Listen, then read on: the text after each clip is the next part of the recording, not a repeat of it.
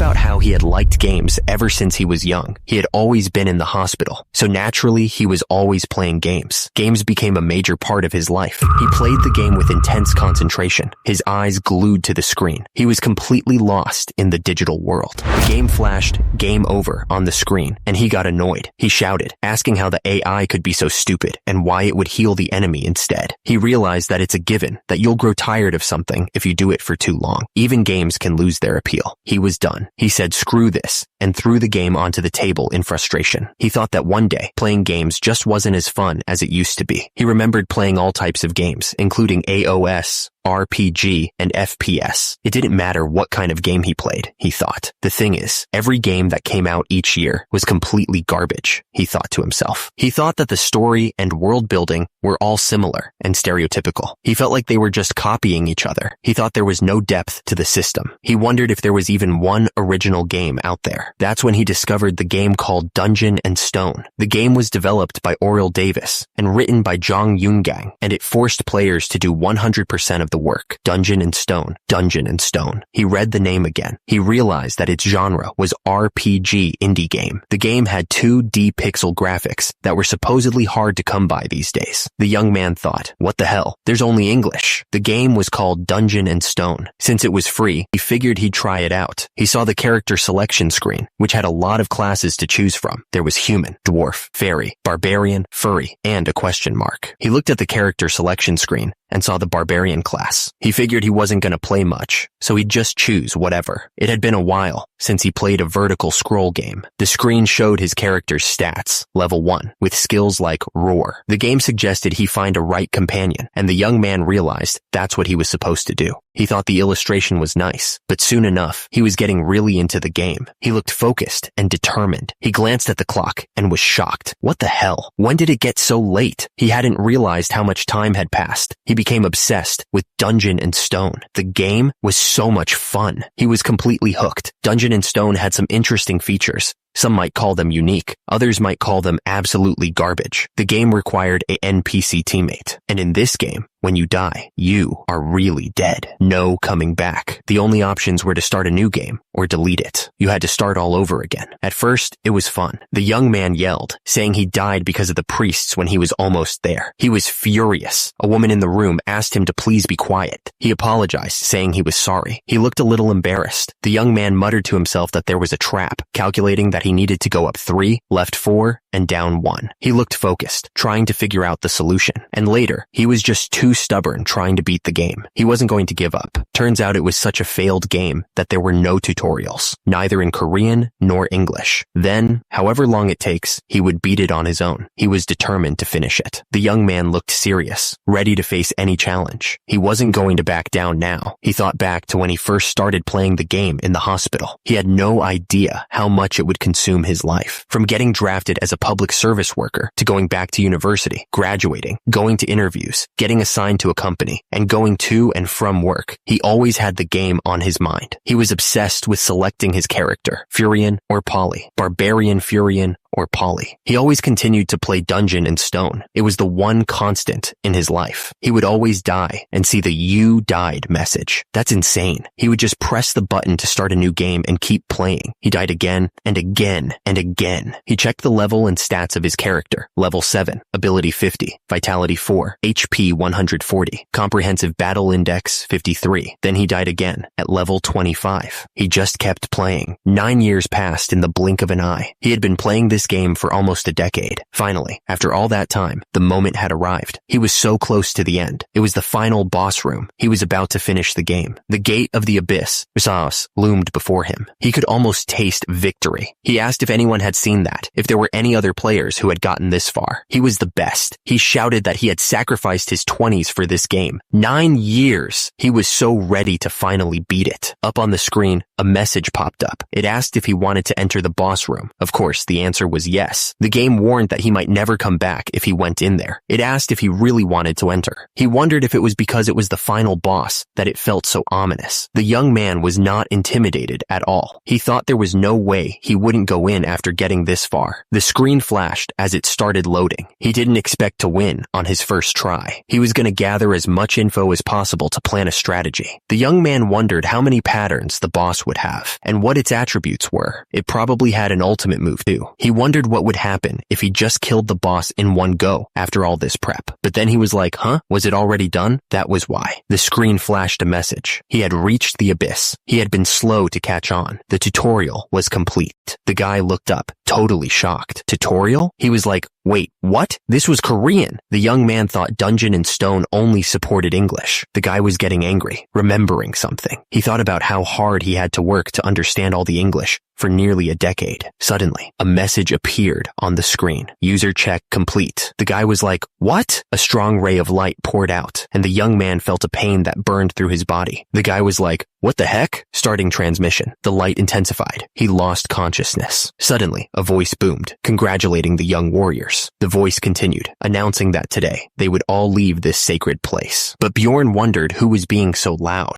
The voice boomed again, saying that when they opened their eyes again, they would become proper warriors. The warriors looked up, ready for anything. Bjorn was completely confused by what was going on. Turns out, he was faced with an unbelievable situation. Bjorn looked around and realized that they were using torches instead of LED lights. He was still trying to figure out what was going on. He noticed that there were muscular barbarians everywhere he looked. It was quite a sight. A weird man was giving a speech, telling them to pick a weapon that fit them. The speaker seemed very excited about it. Bjorn wondered what the man was talking about. He realized he was understanding a language he had never heard before, and he was confused about why he was even there in the first place. Bjorn told himself to calm down. He was clearly overwhelmed by the situation. Bjorn was trying to figure out what he was supposed to do, since this felt like the start of a really hard game. He was sweating a bit, trying to stay calm. Suddenly, a thought popped into his head. He needed to understand the situation and get as much information as he could. Bjorn started checking his body, but he was confused. He didn't understand what was happening. He noticed that he had rough hands, strong muscles, and tattoos all over his body. The young warrior realized his body was moving freely. Bjorn stood there, trying to get a grip on the situation. He looked around, trying to understand where he was. Bjorn was shocked. He looked at his hands and wondered what was going on, asking himself if this was really his body. Bjorn realized this was really him, and he looked up with determination. He shouted for those who were called to come forward, his voice echoing through the area. Bjorn was confused by the situation, but he kept his cool. He recognized one of the men as Karak, Venon's third son, and wondered what the hell was going on. The tension was thick in the air as Karak stood face to face with another warrior. The two men were ready to fight, the fiery background adding to the intensity of the moment. The warrior's hand tightened around his weapon, preparing for a fight. He wasn't going to back down, no matter what. The guy with the beard grinned, showing off the double-headed axe. He seemed pretty happy with his choice. The man in the back looked on with a smirk. The man shouted that Vanon's third son, Karak, was now a warrior. His voice boomed through the area, and immediately, he called for Feneline's second daughter, Einar, to step forward. The man looked off to the side, his brow furrowed. He thought that this situation seemed familiar. Something about it was making him uneasy. Turns out, young warriors were picking their weapons. The whole scene was like a deja vu moment for the man. The man with the spear was told it was a fitting weapon for a bright man like him. He seemed pleased with the compliment. On the other hand, the woman with the sword grinned confidently. The narrator continued, saying that being acknowledged as a warrior was a great honor for the young warriors. He spoke with such force, it seemed to echo through the room.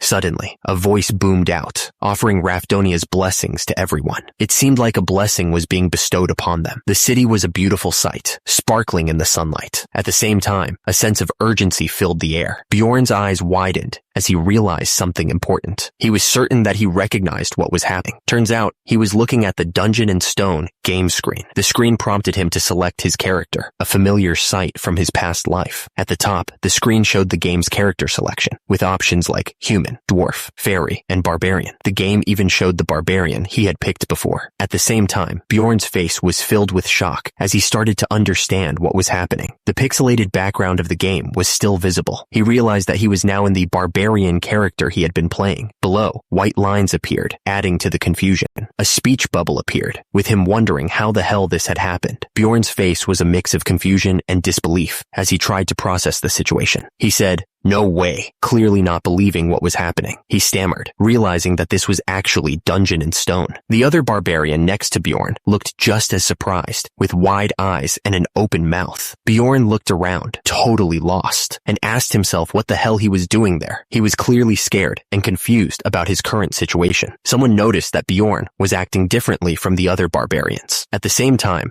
Einar looked down, lost in her own thoughts. Bjorn realized he wasn't the only one who had been pulled into the game. He wondered who had just spoken out loud. The tension in the air was thick as the old barbarian watched everything unfold. His expression was serious, like he knew something was about to happen. The old barbarian asked when he had arrived, wondering if Bjorn was the other person who had entered the game. He stared intently, waiting for an answer. The man yelled, filled with rage. His face was red, and sweat dripped down his forehead as he screamed. He continued, blaming everything on some stupid dude. The man pointed with fury. His eyes narrowed. Then, the text bubble appeared, indicating someone was about to speak. Someone apologized nervously, looking scared. He was sweating, and his eyes were wide with fear. The first man accused someone, saying it was them. His face was full of anger, and he glared intensely. Bjorn looked around, his eyes wide with disbelief. He asked if this place was really Dungeon and Stone. The warrior was clearly not expecting this. Then, a voice responded to him, asking what he was talking about. The question hung in the air, unanswered. At the same time, a barbarian swung his axe down with incredible speed. Bjorn looked up, seeing the attack coming right at him. Bjorn stared, his eyes wide with shock. He couldn't believe what he was seeing. Bjorn's eyes widened even further, his face contorted in disbelief. He exclaimed, "What the hell?" The young man was completely taken aback by the scene. Bjorn was bleeding, but he kept his cool. He told himself to calm down, and immediately after, the young man realized he would be dead if he showed any emotion. The man declared that Kadua's son, ORM, had been possessed by an evil spirit. His voice was filled with anger. The guy put his hand on another man's shoulder. He ordered everyone to erase what the evil spirit had said from their memories. Bjorn was standing there, looking at the scene. He realized that they were going to continue with the coming-of-age ceremony. The young warrior understood what was going on. Bjorn was thinking about what it meant to be an evil spirit in this world. He realized that people like him, those who came into the game, were labeled as such. The young man's expression was one of dawning understanding and concern. He knew he had to be careful. He understood that if anyone found out he was an evil spirit, he would die. The warrior's eyes widened with fear at the thought. He shuddered, thinking about what almost happened. It could have been his head rolling on the ground right then and there. The thought terrified the young man. Bjorn steeled himself, knowing what he had to do. He needed to get through this without being found out. The young warrior focused on the task ahead. Suddenly, the speaker announced the next participant. He declared that Senic's fourth son, Sarum, should step forth. The crowd waited with anticipation. The speaker called out for the next contestant to step up. The crowd of barbarians watched with anticipation, their eyes fixed on the arena. The testers continued to shout for the next participant. They were clearly impatient to move on with the trials. Bjorn realized he didn't even know his character's name. The lack of information was starting to stress him out. Bjorn thought to himself that this damned game should at least tell him his name. He wondered if there was a stat window or something he could check. The warrior knew he couldn't just guess when his life depended on it. Bjorn knew the possibility was low, but this was the only way he had right now. He steeled himself, preparing to take a risk. The tester screamed for the next person to step up, giving them 2 seconds to respond. He figured that if no one answered, it could be another evil spirit, and he'd leave it to luck. At the same time, a pair of hands gripped each other in a firm handshake. The tester announced the next name, Bjorn, son of Jandel. He shouted it with enough force to shake the ground. A heavily tattooed, muscular arm tensed up. The warrior was getting ready to step forward. Einar and a group of other barbarians watched. They were waiting to see who would step up. 2 seconds had passed since the name was called. The tester was waiting to see if anyone would step forward. Meanwhile, the crowd of barbarians stood silently silently, waiting to see who would answer the call. Bjorn took a step forward, the sand crunching beneath his sandal. The tension was building as he moved to answer the call. Bjorn declared that was his name. He looked confident and ready to take on whatever challenge was next. But then he thought to himself that it was probably his name. He was still trying to figure out who he was in this new world. Bjorn stood face to face with a much older, bigger barbarian. The old man was huge, easily towering over him. The old barbarian stared down, his eyes narrowed with intensity. He looked like he had seen a lot of battles. Bjorn's face was covered in blood, but he didn't flinch. He kept his gaze steady, ready for whatever was coming. A voice echoed through the arena, calling him a young warrior. The old barbarian grinned, pointing towards something with a flourish. He shouted that it was time to pick a weapon. The voice boomed, declaring that Bjorn was Jandel's son. Bjorn looked up, a grin spreading across his face. He declared proudly that was his name. Bjorn looked down at his hands, his expression serious. He realized that he had to make the second most important choice. He thought about how barbarians didn't have magic, but they did have strong bodies. He was planning on raising his character as a close combat fighter. Bjorn narrowed his eyes, looking at the weapons in front of him. The young warrior announced that the weapon he would choose was this. The old man stroked his beard, looking thoughtful. He seemed to be thinking hard about something. Bjorn looked at the shield in his hands, a determined expression on his face. He knew this was the best choice he could make. Suddenly, a voice boomed out, declaring that Jandel's son, Bjorn, had become a warrior. The announcement echoed through the area, and immediately, a message appeared, stating that the synchronization was complete. It seemed like the game was registering his choice. The screen lit up with another message, confirming his overall item level was 24. The system also recorded his character information and daily log, sending the data to the administrator. Bjorn's character info popped up, showing his level was still 1. He saw that his physical stat was 25, and his mental stat was 35, with an ability of 1. His overall combat index was 67. The word Barbarian flashed on the screen. It was a reminder of the path he had chosen. He remembered when he first played as a barbarian. He thought it would be cool to use a greatsword. But the thing is, he ended up dying way too much. He just couldn't survive with that build. He was getting frustrated. He wondered how he needed to build this character so it could survive longer. He was tired of dying all the time. Dual axe, large hammer, flail. He was thinking about all the different weapons. Bjorn remembered trying different weapons and testing them all. But the thing is, it was all within the berserker meta.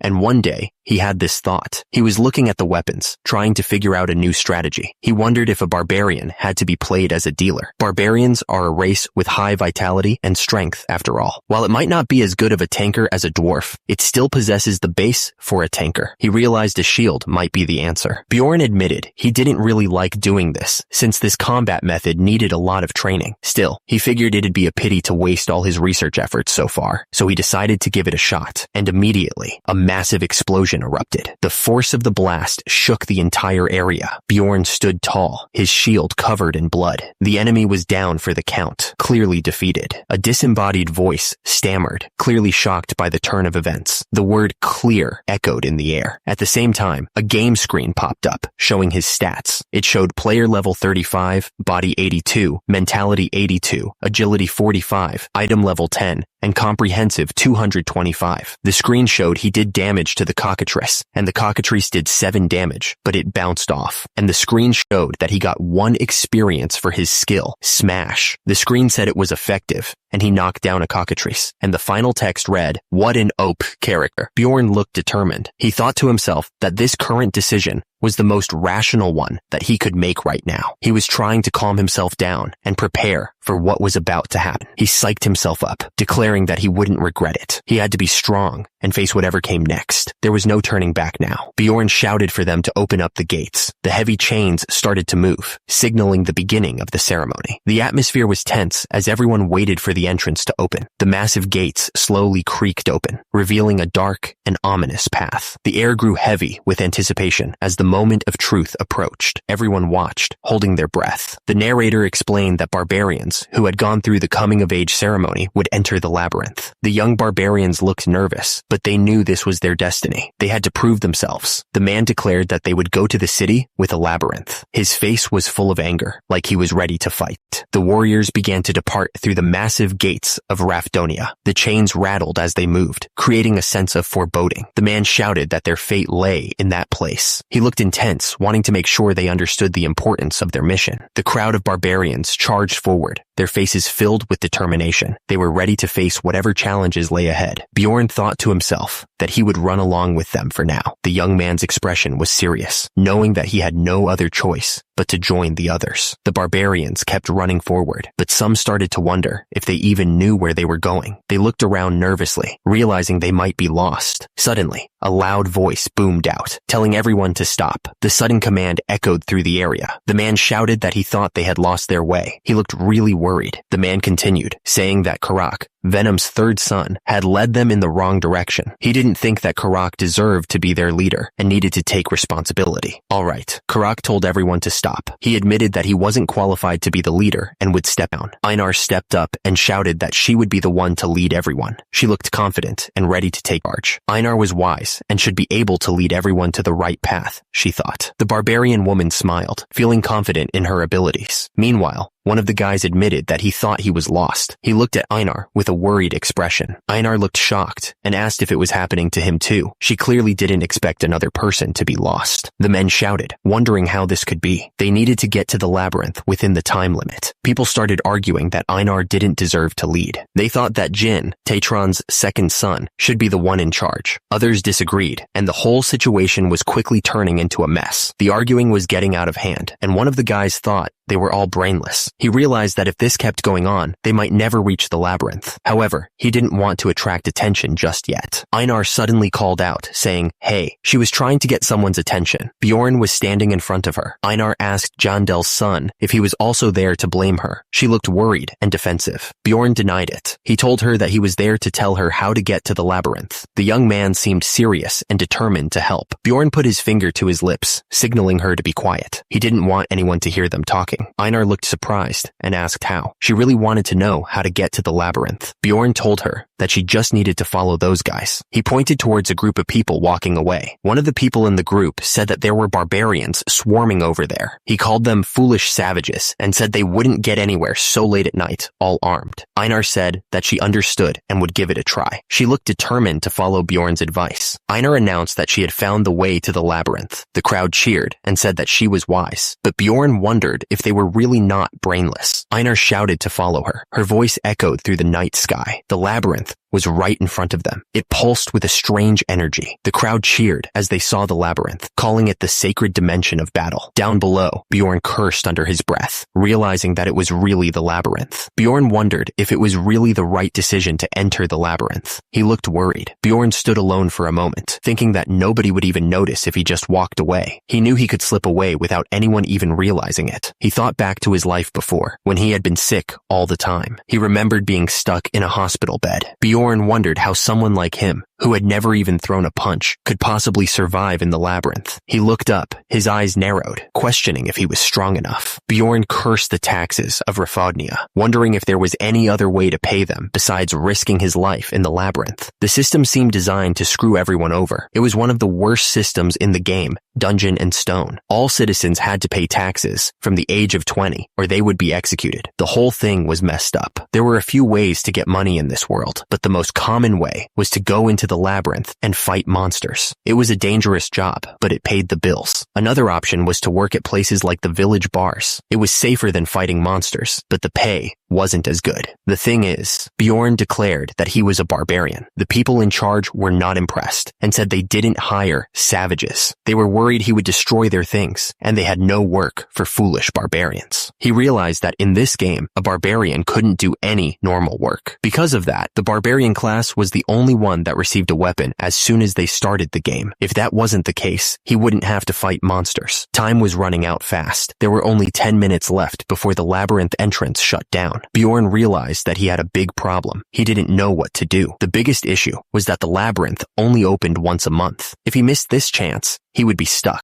If he didn't go in this time, he would need to survive in this place for a month somehow. Bjorn wondered what would happen if he couldn't get any jobs because he was a barbarian, as the game designed. Even if he somehow survived for a month in the village, his condition would be the worst possible state. Bjorn knew that if he was going to go in, then this was the right time to do so, but he couldn't get his feet moving. Bjorn was starting to panic. He realized that this wasn't just a game anymore. His life was actually on the line. Suddenly, someone called out to him, identifying him as Jandel's son, Bjorn. The announcement made him even more nervous. Bjorn looked up and saw a girl with blonde hair. She introduced herself as Einar, Veneline's third daughter. Einar explained that she was actually the second daughter, not the third. She added that all the other warriors had already entered the labyrinth, and they were the only ones left, so they needed to hurry. Time was running out. There were only minutes left before the labyrinth closed completely. The portal was definitely getting smaller by the second. Bjorn told Einar to go in first, saying that he would follow right after. He looked at her, waiting for her to move. Einar nodded, saying all right. Einar stepped into the portal, ready to face whatever was on the other side. She looked back at Bjorn, thanking him for his help just now. She seemed grateful for his assistance. Bjorn replied that there was no need to thank him. He stared straight ahead, his expression unreadable. The young man seemed focused on the task ahead. Einar then asked a question, wanting to know what she needed to do to become wise like him. She admitted that she had never seen a barbarian as clever as him before. The girl added that she wanted to become like him. Bjorn looked to the side, a strange expression on his face. He told her that she needed to be reborn again. The warrior's tone was serious, but also a little sarcastic. Bjorn gave a vague answer to Einar. He told her that she must always think before she acted. The young man seemed to be trying to sound wise, but also not give away too much. Einar thanked him for the advice. She told him that she would make sure to repay him for his help if she made it back from the labyrinth. The girl had a bright smile on her face. Bjorn questioned if she would make it back. He seemed surprised by her lack of confidence. The warrior then explained that in the game, barbarians were people that didn't know fear. Bjorn then asked Einar if she was also afraid of dying. He stared at her intently, waiting for her answer. The young man seemed to be trying to gauge her true feelings. Einar didn't respond immediately. Her mouth was slightly open, as if she was about to say something, but stopped herself. The girl seemed to be struggling with what to say next. Einar said that it was natural. She seemed to be agreeing with Bjorn's point about fear. The girl looked up at him, waiting for his reaction. Bjorn then spoke about his own fears. He admitted that he was afraid of dying, but he had been born as a warrior. The young man seemed to be trying to come to terms with his situation. Bjorn continued, explaining that he would die if he didn't fight. He then asked Einar if it wasn't the same for her. The warrior was trying to understand if they were in the same boat. Bjorn realized that it was. He thought that they were the same as him, and they simply had no choice but to fight. The young man seemed to be finding some comfort in that realization. Bjorn explained that if they didn't kill monsters, they wouldn't be able to survive in the city. He knew that the only way to live was to keep fighting. The warrior looked determined. Bjorn declared that they should survive and meet again. He added that barbarians learn to overcome their fear and push forward, and that they were truly amazing. The young man looked determined to live. Bjorn then declared that he, too, was a barbarian. He raised his shield higher, showing his resolve. The warrior seemed ready to face whatever came next. Suddenly, a warning appeared, saying that there was only 1 minute left until the labyrinth closed. The foot seemed to be hurrying, trying to get out in time. Bjorn admitted that he was scared, but he was trying to push through it. He looked determined, despite the fear in his eyes. The young man knew what he had to do. The warning appeared again, shouting that the labyrinth was closing soon. The energy crackled around them. It was a race against time. Bjorn declared that not only did he have a strong barbarian physique, but it was dangerous. He asked everyone to stand back. The young man added that he also had the knowledge that he gained from raising thousands of characters. Bjorn grinned, saying that he was definitely going to survive in this place. He looked confident, ready to take on whatever challenges lay ahead. The warrior seemed sure of his abilities. Suddenly, a message popped up, announcing that they had entered the level 1 crystal cave. The place seemed quiet and still. It was a new beginning. Bjorn stared intently at something in the distance. The tension in the air was thick. He was clearly focused on whatever he saw. Bjorn looked genuinely surprised by something he saw. He wondered what it could be. The young man seemed caught off guard. Bjorn looked around, completely disoriented. He shouted, wondering where the hell he was. The warrior was clearly confused and trying to figure out his surroundings. Bjorn thought that he was an expert when it came to dungeons and stones. He seemed confident in his skills. That's how he came up with this conclusion. He looked serious, like he had a plan. He figured that if he combined the strong body of a barbarian with his game knowledge, at the same time, he was remembering his past. He thought he could survive. That's what the young man thought back then. Bjorn realized he couldn't see anything at all. He looked absolutely furious. Einar was ready for anything. She looked confident, like she knew what was coming. The other barbarians with her were also prepared to fight. Based on the game designs, this was something he was familiar with. Because there are crystals stuck on the walls of level 1 of the labyrinth, there's no real need for torches. At the same time, Bjorn was thinking about the game map. Wait, don't tell me that this area is the darkness region. He seemed shocked by this. The place that's on the furthest outskirts of Labyrinth Level 1, the super rare area that doesn't have light. This was bad news. But the darkness region isn't usually the start point though. He seemed confused by this. No, this is the real world, so nothing's guaranteed, he realized. Since the start point is random, it's possible for someone to start in the darkness region, unlike how it was in the game. For now, he thought, he needed to check his status window, equipment window, character information, status, inventory, skill, daily log. Bjorn cursed under his breath. Nothing's working as expected, he thought, looking furious. Bjorn figured there was no point in staying put. He decided to try moving in a direction first, hoping it would lead somewhere. He started crawling forward, carefully feeling his way through the dark cave. The young man was hoping to find a way out of this place. Bjorn wondered if he was moving too slowly and considered crawling faster, but he knew he needed to be cautious, just in case there were any hidden dangers. Bjorn suddenly gasped, his eyes widening in terror. He realized something was terribly wrong. Turns out, he'd stepped right into a goblin trap. The warrior was completely caught off guard. The trap clamped down hard on his foot, drawing blood. The pain was intense, but he knew he couldn't afford to make a sound. The system then flashed a message, confirming the obvious. He'd stepped into a goblin trap. This was just great. Bjorn gritted his teeth, trying to endure the pain. He told himself he needed to calm down and not panic. He knew he couldn't let out any sound, no matter how much it hurt. Silence was his only defense right now. He knew goblins were the kind of monsters that used traps on level 1. Bjorn figured the scumbag who laid this trap was probably waiting somewhere nearby. Bjorn's face was a mask of pain and concentration. Sweat dripped down his forehead as he tried to stay quiet. He kept his eyes narrowed, trying to stay focused. Bjorn wondered if the goblin was even nearby. He told himself that might be the case. If he was lucky, the goblin might have gone away for a moment. Bjorn gripped his shield tightly. He knew such relieved thoughts were the most dangerous ones. He thought to himself that if there's a trap, there must be a goblin nearby. The young man realized that if a goblin heard his scream, Bjorn coughed, realizing that a goblin had spotted him after he got caught in the trap. At the same time,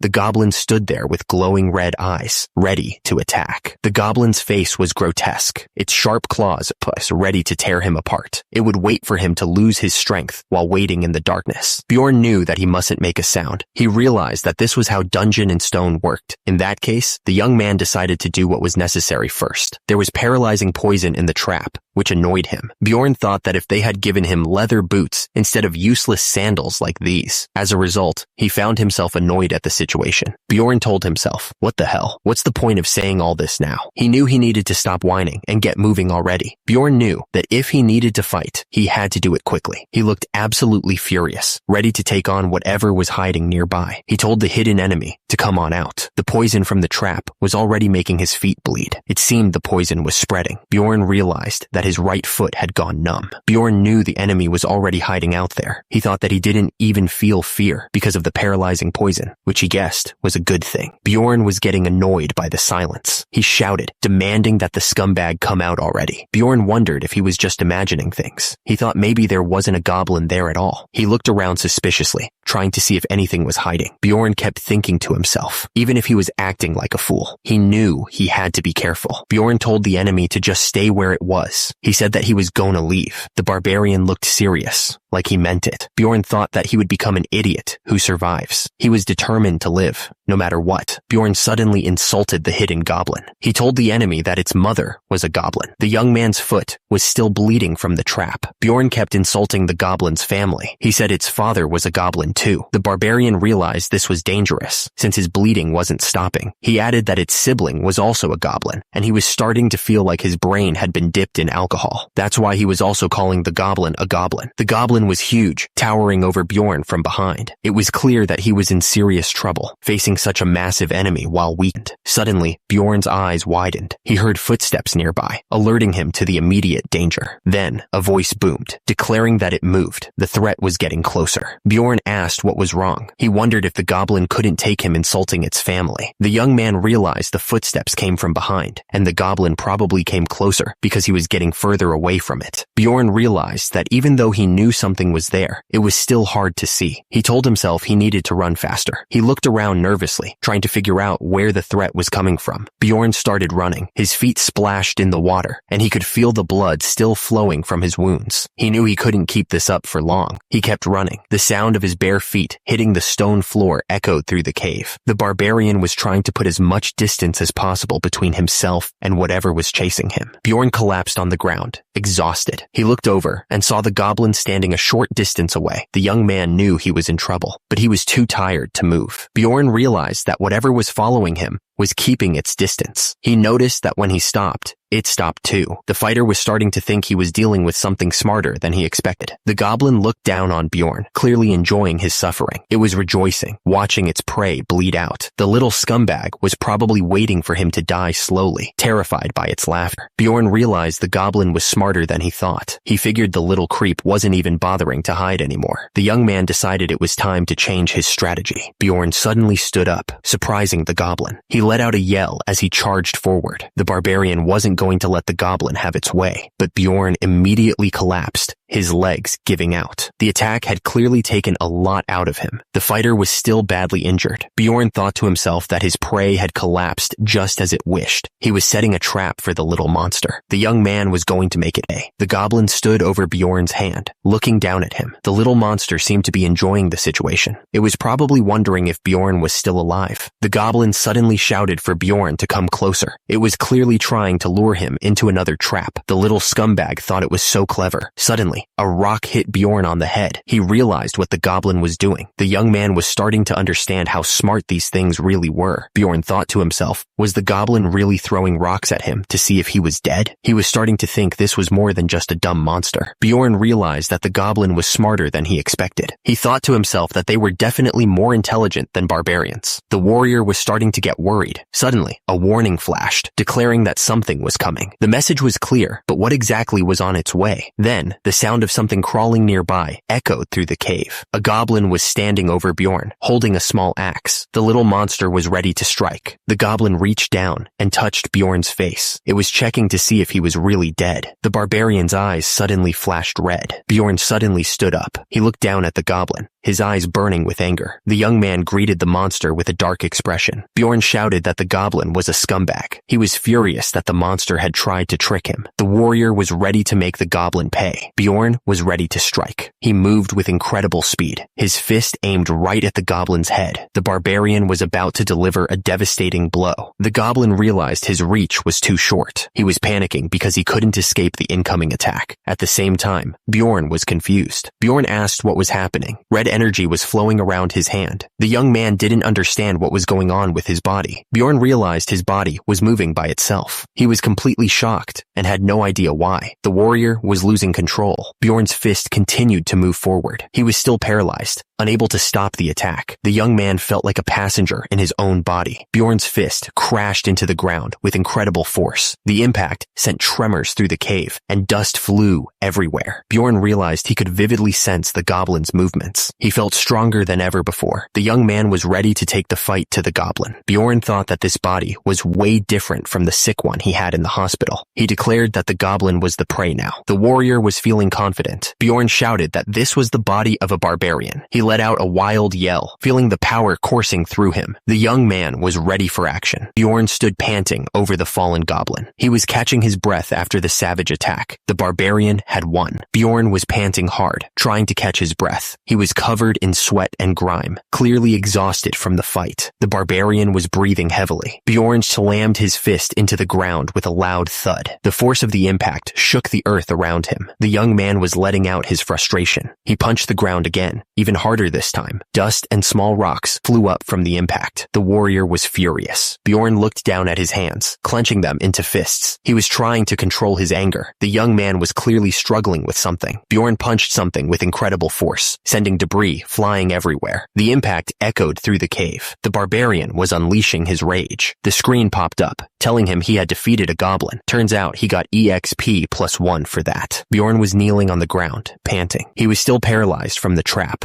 but at least the goblin was dead. Bjorn's eyes widened. He noticed the goblin's body was starting to disappear. He was shocked by this. A bright flash filled his vision. It was just like in the game, he realized. And then a crystal appeared on the ground. He wondered what it was. Bjorn was thinking about money. The currency that's being used in Dungeon and Stone was. Bjorn stared at the crystal. It was a grade 9 magic crystal. Its value was. The crystal was worth a piece of bread. He couldn't believe it. Bjorn's face was filled with disappointment. A tear rolled down his cheek as he realized the value of his reward. Bjorn was furious. He thought to himself that this was what he got for going through all that garbage. Bjorn was still stuck in the trap. He thought to himself, right. The screen went black. The text simply said, "This place." At the top, the panel showed several monsters. Below, the text explained that it was a world where labyrinths and monsters existed, and that dead monsters would leave items behind before disappearing. Meanwhile, the image shifted to a city. The text explained that outside the labyrinths, there were familiar game sceneries and other races living together. The screen changed to red. Bjorn realized that this was definitely the world within the game that he knew. Bjorn was still stuck in the trap, and he was in pain. He thought to himself, but he was determined. Bjorn told himself that he would never confuse his reality by thinking it was just a game. Bjorn finally managed to get free. He started walking deeper into the cave, but the blood on the ground made him nervous. The system kept telling him that he was still bleeding. It was like the game wanted to make sure he didn't forget his situation. The message appeared again. He was still bleeding. The blood trail he was leaving behind was getting bigger. Bjorn was lying on the ground, panting heavily. He was clearly exhausted from crawling, but he kept pushing himself forward. Bjorn was breathing hard. He cursed, realizing that he was still bleeding, but at least nothing was broken. He kept crawling. Bjorn admitted that giving up his pride as a human had its perks. Since he wasn't using his injured leg, it didn't hurt as much, and he was actually moving faster than he thought. Bjorn was thinking about how great it would be to not step on any more traps. He really wanted to be done with those things. But then, crap. Bjorn realized he was caught in another trap. He cursed, saying there was another one. Bjorn was trying to stay positive. He told himself that other parts of his body were hurting now, but he could endure it to survive. At the same time, the system kept reminding him that he was still bleeding. The bleeding just wouldn't stop. He could see the blood flowing from his leg, and just to make sure he didn't forget, the system repeated that he was still bleeding, over and over. Bjorn was breathing heavily, clearly in a bad spot. He realized that this was dangerous, and he needed to find someone who could help him, fast. Bjorn was still crawling through the darkness, trying to find a way out. He was breathing hard and sweating, but he told himself that if he kept going in one direction, he would get out of there. Bjorn wondered what had happened to that other guy from before. He was curious if he had died, or if he had woken up back in his original body. Bjorn kept thinking about his situation. He figured he was bleeding so much he understood why humans had religions. At the same time, the system kept reminding him that he was still bleeding. The system kept repeating the same message over and over. It warned him that there was less than 5% of his vitality left. In a moment of despair, it provided a distraction. The system warned that if he didn't get treatment soon, he might die. He was in serious trouble. Bjorn was thinking about his situation. It was just like him to be in a mess like this. Bjorn kept crawling forward. He was leaving a trail of blood as he went. Bjorn figured he was doing well because it was getting brighter. He added that the entire first floor couldn't be covered in darkness. Bjorn knew he needed to get to a lighter area. He could see the light at the end of the tunnel. Bjorn was sure there were 1 or 2 people who could help him, but he immediately realized what a joke that was. Bjorn was standing over another person. He looked down with a smirk, like he knew something the other didn't. The barbarian was clearly enjoying this. Bjorn was still seeing things. He asked himself why anyone would help a dying barbarian like him. The young man wondered if he needed to be a beautiful woman or an intelligent man to get help. Bjorn thought he was going insane.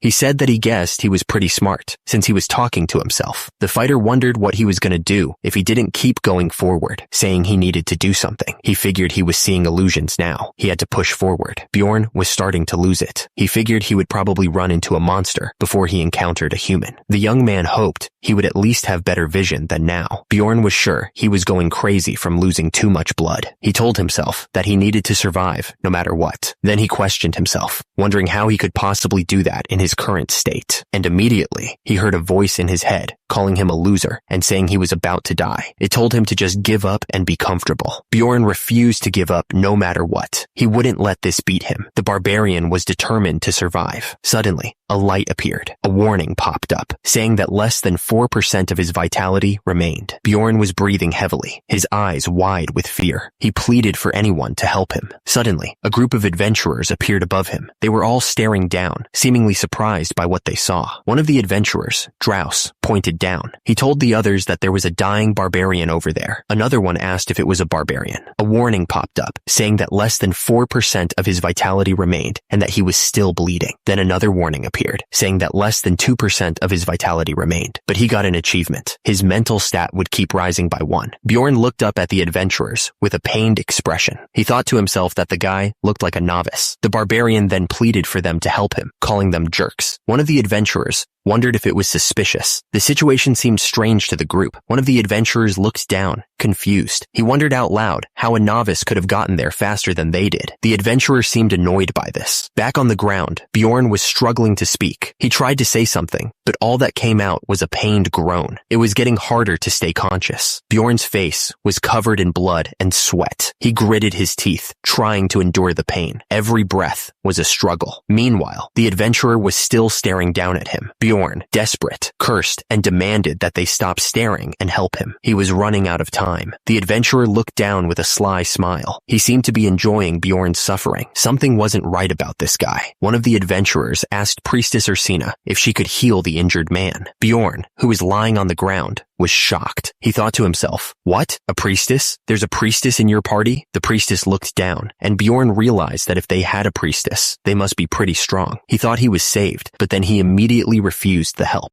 The man looked down at Bjorn with a sly smile. He asked if that was right, clearly amused by the situation. The man said that if Bjorn didn't want the priestess's help, it couldn't be helped. He then asked Potsren to give him one of his potions, saying it was only for emergencies. He promised to pay him back once they were outside. The potion was pulled out of the bag. The liquid inside was red. Potsren said that since it wasn't divine powers, it was going to hurt a bit. Bjorn, lying on the ground, told him to hurry up. He looked like he was bracing himself for the pain. The red potion poured onto Bjorn's wound, soaking into his skin. It looked like it was burning as it made contact. A system message popped up, saying his vitality was quickly increasing due to the ongoing recovery, but the barbarian's face was contorted in pain. Bjorn was clearly not enjoying the healing process. What the hell is this? He thought to himself, feeling the effects of the potion. Bjorn screamed in agony. The pain was intense, and he felt like he was being burned alive. He couldn't believe how much it hurt. Bjorn felt like his entire body was melting from the inside. He realized that this was why they didn't allow the potion to be used mid-battle. It was way too intense. The pain was so intense that Bjorn screamed out loud. He couldn't believe how much it hurt, feeling like he was being burned alive. The potion bottle lay on the ground, surrounded by a pool of blood. It was clear that the healing process had been brutal, even if it was effective. With a grunt, Bjorn pushed himself up from the ground. He was still breathing heavily, but he managed to get back on his feet. Bjorn stood there, catching his breath. The barbarian still felt the after effects of the potion, but he was ready to move on. Bjorn's face was covered in sweat. He thought to himself that he really thought he was gonna die. The barbarian was clearly shaken by how close he had come to death. Someone spoke from the shadows, demanding to know how a novice like him had gotten there before them. The voice sounded suspicious, like they didn't believe he was telling the truth. A figure in full armor stood over Bjorn, casting a long shadow. The armored warrior looked down on him with a cold, assessing gaze. Bjorn looked up at the armored figure, who made it clear that they were willing to pay for information about a secret passage. The barbarian realized that was their real objective all along. Bjorn explained that it was probably for the best, since goodwill without a reason was suspicious. He added that he didn't know how he got there. He just stepped into the labyrinth and ended up in that place. The armored figure considered what Bjorn had said. He explained that due to the dimensional instability, people could fall into the outskirts of darkness sometimes. He added that the probability was so low that it only happened once every 100 years. Bjorn listened carefully. He repeated, questioning if it only happened once every 100 years. The barbarian was surprised by how rare the event was. The mage and priestess stood side by side. They had a mage and priestess in their party, which meant they were at least mid to high level. The pair looked like they had seen their fair share of battles.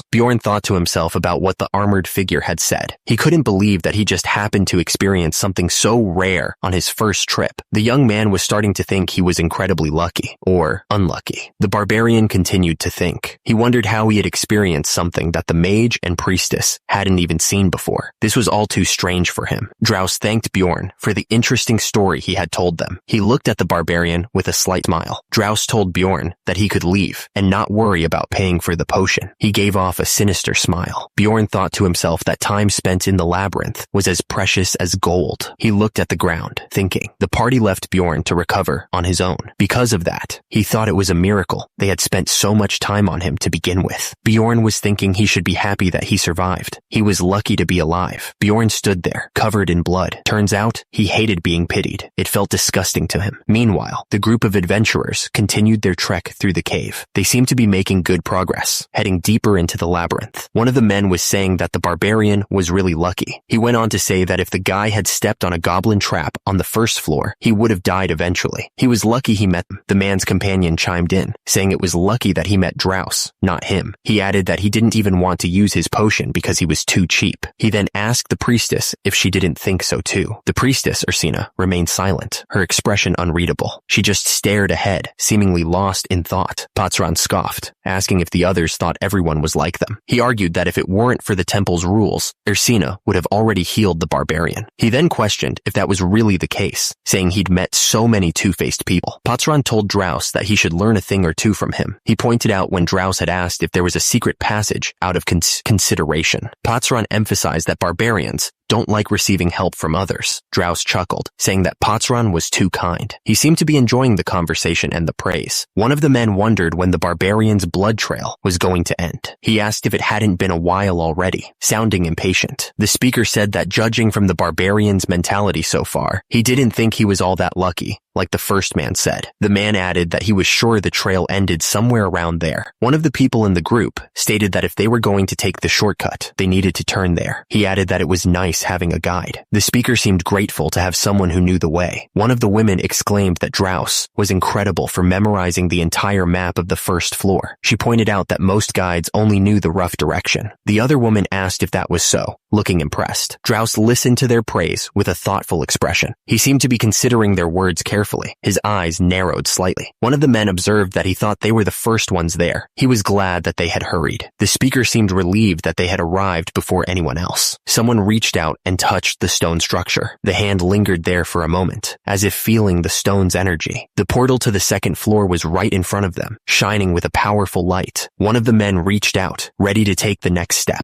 The man declared that the portal would take them to the second floor. He told everyone to go, smiling confidently. One of the women started walking towards the portal, ready to go to the second floor. She seemed eager to continue the adventure, but someone suddenly yelled for them to wait. The group stopped, turning to see what the problem was. One of the people pointed out a sandal on the ground, covered in blood. She recognized it as the one the barbarian had been wearing earlier. The man with the white hair looked up, realizing something important. He said that he thought the other person was right, with a serious look on his face. The camera panned down to the dark cave, showing a faint light source. The cave looked dangerous and mysterious. Back with the group, they all looked worried. They seemed to be discussing the missing barbarian and what might have happened to him. Drows asked how long it would take to get back to where they found the barbarian. He wanted to know the distance, especially if they didn't take the shortcut. The man smiled creepily, finding something funny. He thought it was amazing that the barbarian had crawled so far in the dark, calling the guy a monstrous scumbag. Ursina stared at Drows, saying that the barbarian had to be out of his mind. She asked Patran if he agreed with her, looking at him expectantly. Drows thought to himself, wondering if he would have crawled for hours without any certainty. He couldn't imagine doing that. Patran looked up, realizing something important. He mentioned that, thinking back on it now, the barbarian was holding out his right hand toward them. The group remembered that he showed them the magic crystal. At the same time, the barbarian was still clutching the crystal tightly in his hand. Patran realized that even after crawling that entire time, the barbarian didn't forget his trade item. He was impressed by the man's dedication. The man's expression twisted into a sly grin as he realized something. He admitted that he was wrong before, because the barbarian wouldn't have had anything else to trade. Then, another voice broke the silence. He asked Drows what the barbarian's name was. Another voice boomed out, rejecting the idea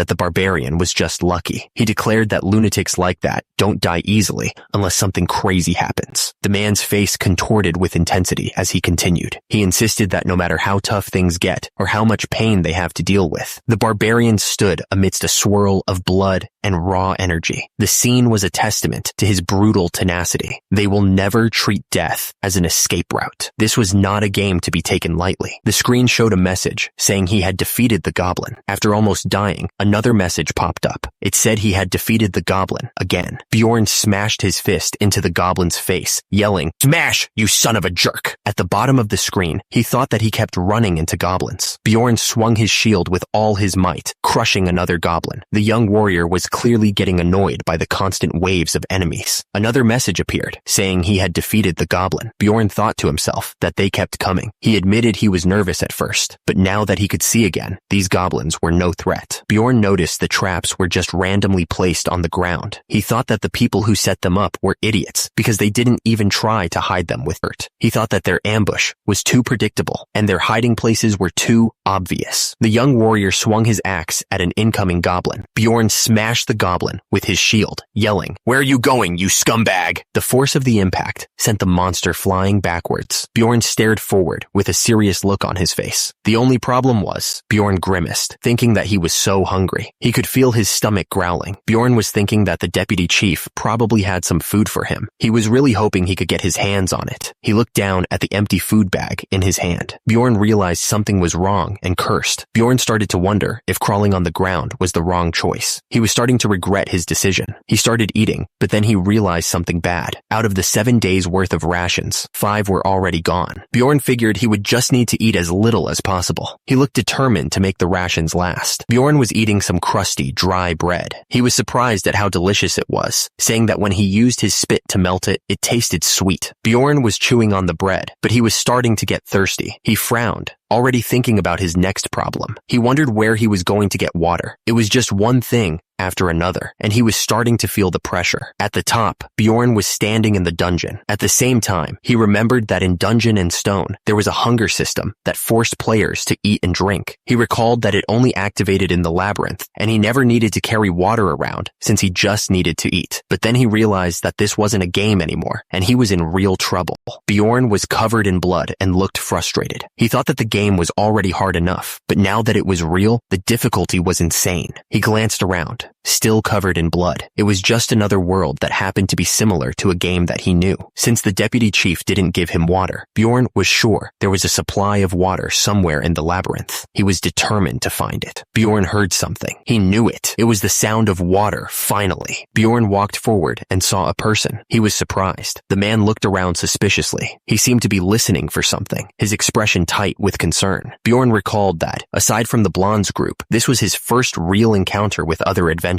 He was starting to get a feel for how things worked in this world, but there was no conversation, he realized. Bjorn stood on the stairs, surrounded by glowing crystals. Another man walked away without a word. He kept his head down, focused on moving forward. It was as if there was an unspoken rule not to interact with other adventurers unless it was absolutely necessary, Bjorn thought. He wondered what was behind that. Bjorn counted the red gems one by one, his fingers stained with blood. He muttered the numbers under his breath, focusing on the task at hand. The barbarian sat cross-legged, looking down at the pile of gems with a satisfied expression. He thought that he had collected a lot. He started thinking back on how he was dying, which was an impressive situation. But there was another problem. Bjorn was so tired. He had hunted so many goblins, so it was a given that he was really sleepy now. There were 2 ways in which you can sleep in the labyrinth, he thought. First, you leave your life in the hands of God and sleep. Or second, Bjorn looked at the group and proposed that they become allies. He suggested that they find allies to protect each other in this dangerous place. One of the group members stammered, apologizing to Bjorn. He seemed nervous and scared. Another member of the group interrupted, saying that they already had all the necessary members for their party. He looked at Bjorn with a mix of fear and annoyance. The group stated that their party was full and they weren't keen on barbarians. One of them even complained about the stench of blood coming from him. Bjorn was left standing alone, the rejection hanging in the air. He didn't say anything, but the silence spoke volumes. Bjorn was thinking about how he couldn't believe he was rejected by everyone. He was clearly upset by their decision. Bjorn was looking absolutely furious. Blood splattered on his face. He cursed those scumbags under his breath. He thought to himself that it wasn't like he was asking to join their party officially. The barbarian just wanted to be temporary allies to spend the night. Suddenly, someone called out to Bjorn. He turned around, curious about who was talking to him. The person asked if he was perhaps. The man approached Bjorn with a smile, asking if he was looking for an overnight companion. He seemed friendly enough, but there was something off about his eyes. Bjorn looked absolutely furious. Blood still splattered on his face. He asked what the man had just said, wondering who the hell this guy was. The man kept smiling, saying he guessed Bjorn wasn't looking for an overnight companion after all. He had thought he could get some sleep, since the barbarian seemed reliable, but apparently not. Bjorn realized that was what the man meant. He thought to himself that the guy should have just said so. Bjorn looked directly at the man, stating that he was indeed looking for an overnight companion. He was trying to figure out what the guy's angle was. Turns out, in the game, a night companion is a real thing. It's an actual job. Hans seemed relieved to hear that. He invited Bjorn to stay with him, explaining that he had been thinking it was something else. The guy admitted that hearing it in person made it sound kind of perverted. Bjorn agreed to stay. He introduced himself as Bjorn, the son of Jandel, trying to sound as barbarian-like as possible. Hans said he would just call him Bjorn. He added that it was best to have 3 night companions, but he didn't want to waste time looking for another one.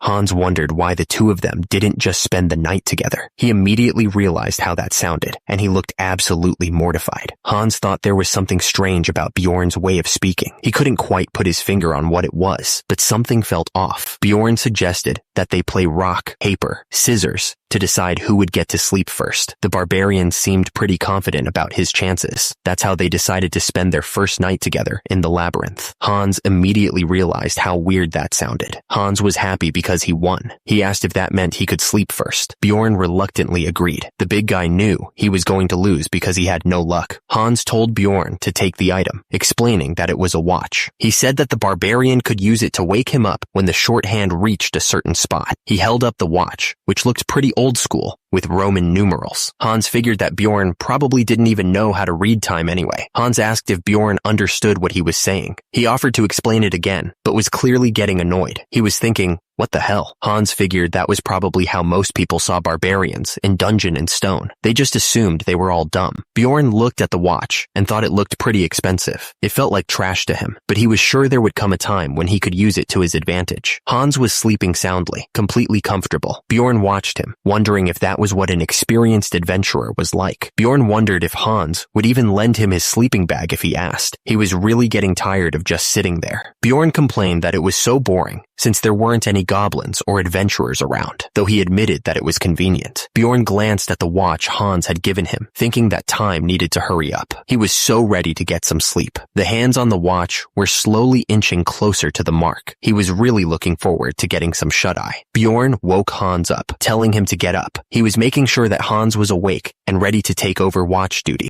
Hans answered that nothing had happened while Bjorn was sleeping. The man seemed all right, though Bjorn was still a little suspicious. Bjorn told Hans that he should get some sleep too, and that he'd wake him up in 2 hours. The barbarian seemed to be in a good mood. Bjorn thought to himself that there was no way he could rest. He was too on edge to be able to fall asleep. The young warrior knew he couldn't let his guard down. He had a bad feeling about the dungeon. Hans noticed that Bjorn hadn't broken the bottle. He was already suspicious of the guy, thinking to himself, how can I trust someone I just met? At the same time, loud snores filled the air. Bjorn was already asleep. The big guy was out cold, covered in blood. He looked completely exhausted. Bjorn continued to snore. He was sleeping like a savage who'd had a long day. Hans watched him. His eyes narrowed. He hoped Bjorn wouldn't notice that he was still awake. Hans watched Bjorn sleeping and thought to himself that barbarians were a funny species. He figured that his act was working like a charm. It was easy to see what they were thinking, since they assumed that barbarians were simpletons. Hans continued to watch the sleeping Bjorn. He thought, Alright, the dumb barbarian is sleeping like a log. Hans was still wide awake and thought that since he was so open, he was sure Bjorn would act if he had ulterior motives. The guy was ready to catch him in the act. Suddenly, a voice boomed, demanding that someone show themselves. Bjorn suddenly stood up, looming over Hans. The big guy declared that he didn't sleep a wink. Bjorn was wide awake, thinking that for 2 hours, the other guy didn't do anything. He was starting to get annoyed. Hans was sleeping soundly. He thought to himself that he should have slept, questioning what the hell he was doing. But there was no way Bjorn would let his guard down so easily around a complete stranger. The barbarian couldn't sleep until he decided if Hans was trustworthy. Bjorn was starting to feel like he was going to die from fatigue. The poor guy looked exhausted. He couldn't fall asleep. The warrior's eyes were wide open, staring into the darkness. Bjorn suddenly shouted. He looked absolutely furious, his face contorted in anger. Hans was standing next to Bjorn, touching him with a smile. The barbarian looked exhausted, covered in blood and dirt. Bjorn started to speak, pausing mid-sentence. He seemed to be struggling to find the right words. Bjorn insisted that he wasn't sleeping. He told the other guy to wipe the drool off his own face first. Hans apologized, saying it was all right, and thankfully nothing happened while he was sleeping, so he wouldn't say much. But Bjorn was still looking at him with suspicion. Bjorn thanked him. He offered to stand guard if Hans wanted to sleep more. Bjorn's face was still brutal, and he looked pretty intense. He was clearly on edge, even after the fight. Hans insisted that he was all right. He told Bjorn that he looked tired and should sleep, since it was his turn to stand guard. Bjorn looked at him. He just said thanks. Hans suddenly asked if he was maybe looking for an overnight companion. He added that he seemed nice, and his name was Hans. Hans thought back to how Bjorn had spoken to him first when he was in a tough spot. He also didn't blame him for falling asleep. He was really starting to like this guy. Hans considered that Bjorn had said it was all right, and thankfully nothing happened while he was sleeping, so he wouldn't say much. Plus, he refused to be compensated for his mistake. Hans was really impressed. Bjorn was lying down, exhausted. He was thinking about the game he knew, Dungeon and Stone. Bjorn realized that in the game, there was no one this nice. He was clicking through his memories, trying to figure it out. The words appeared on the screen. That is this nice. Bjorn started to wonder if Hans was playing some kind of trick. Hans looked up at Bjorn, who was already awake. He asked if he was up. Hans wanted to know why he didn't sleep longer. Bjorn was already holding his hammer, a small smile on his face. The big guy looked like he was ready to get back to work. Bjorn was still lying down, covered in blood. He looked pretty beat up, but he was still smiling. Bjorn didn't waste any time. He swung his weapon with incredible force, the blow carrying enough power to crush stone. The impact sent shockwaves through the air. The enemy took the full force of the attack. He cried out in pain as the blow landed, staggering backward from the sheer power. The enemy was stunned. He stammered, pointing out that Bjorn had dodged the attack. He couldn't believe what he was seeing. Bjorn glared at the enemy, his eyes filled with rage. The warrior was covered in blood, but he seemed unfazed, ready for another attack. The enemy started to speak, trying to get Bjorn to listen. He wondered if the guy was trying to make up some kind of excuse. The guy on the ground was trying to crawl away, clearly regretting his life choices. He shouted, wondering how stupid he could have been. Bjorn didn't give him a chance to escape. He swung his weapon down with full force, the sound of the impact echoing through the dungeon.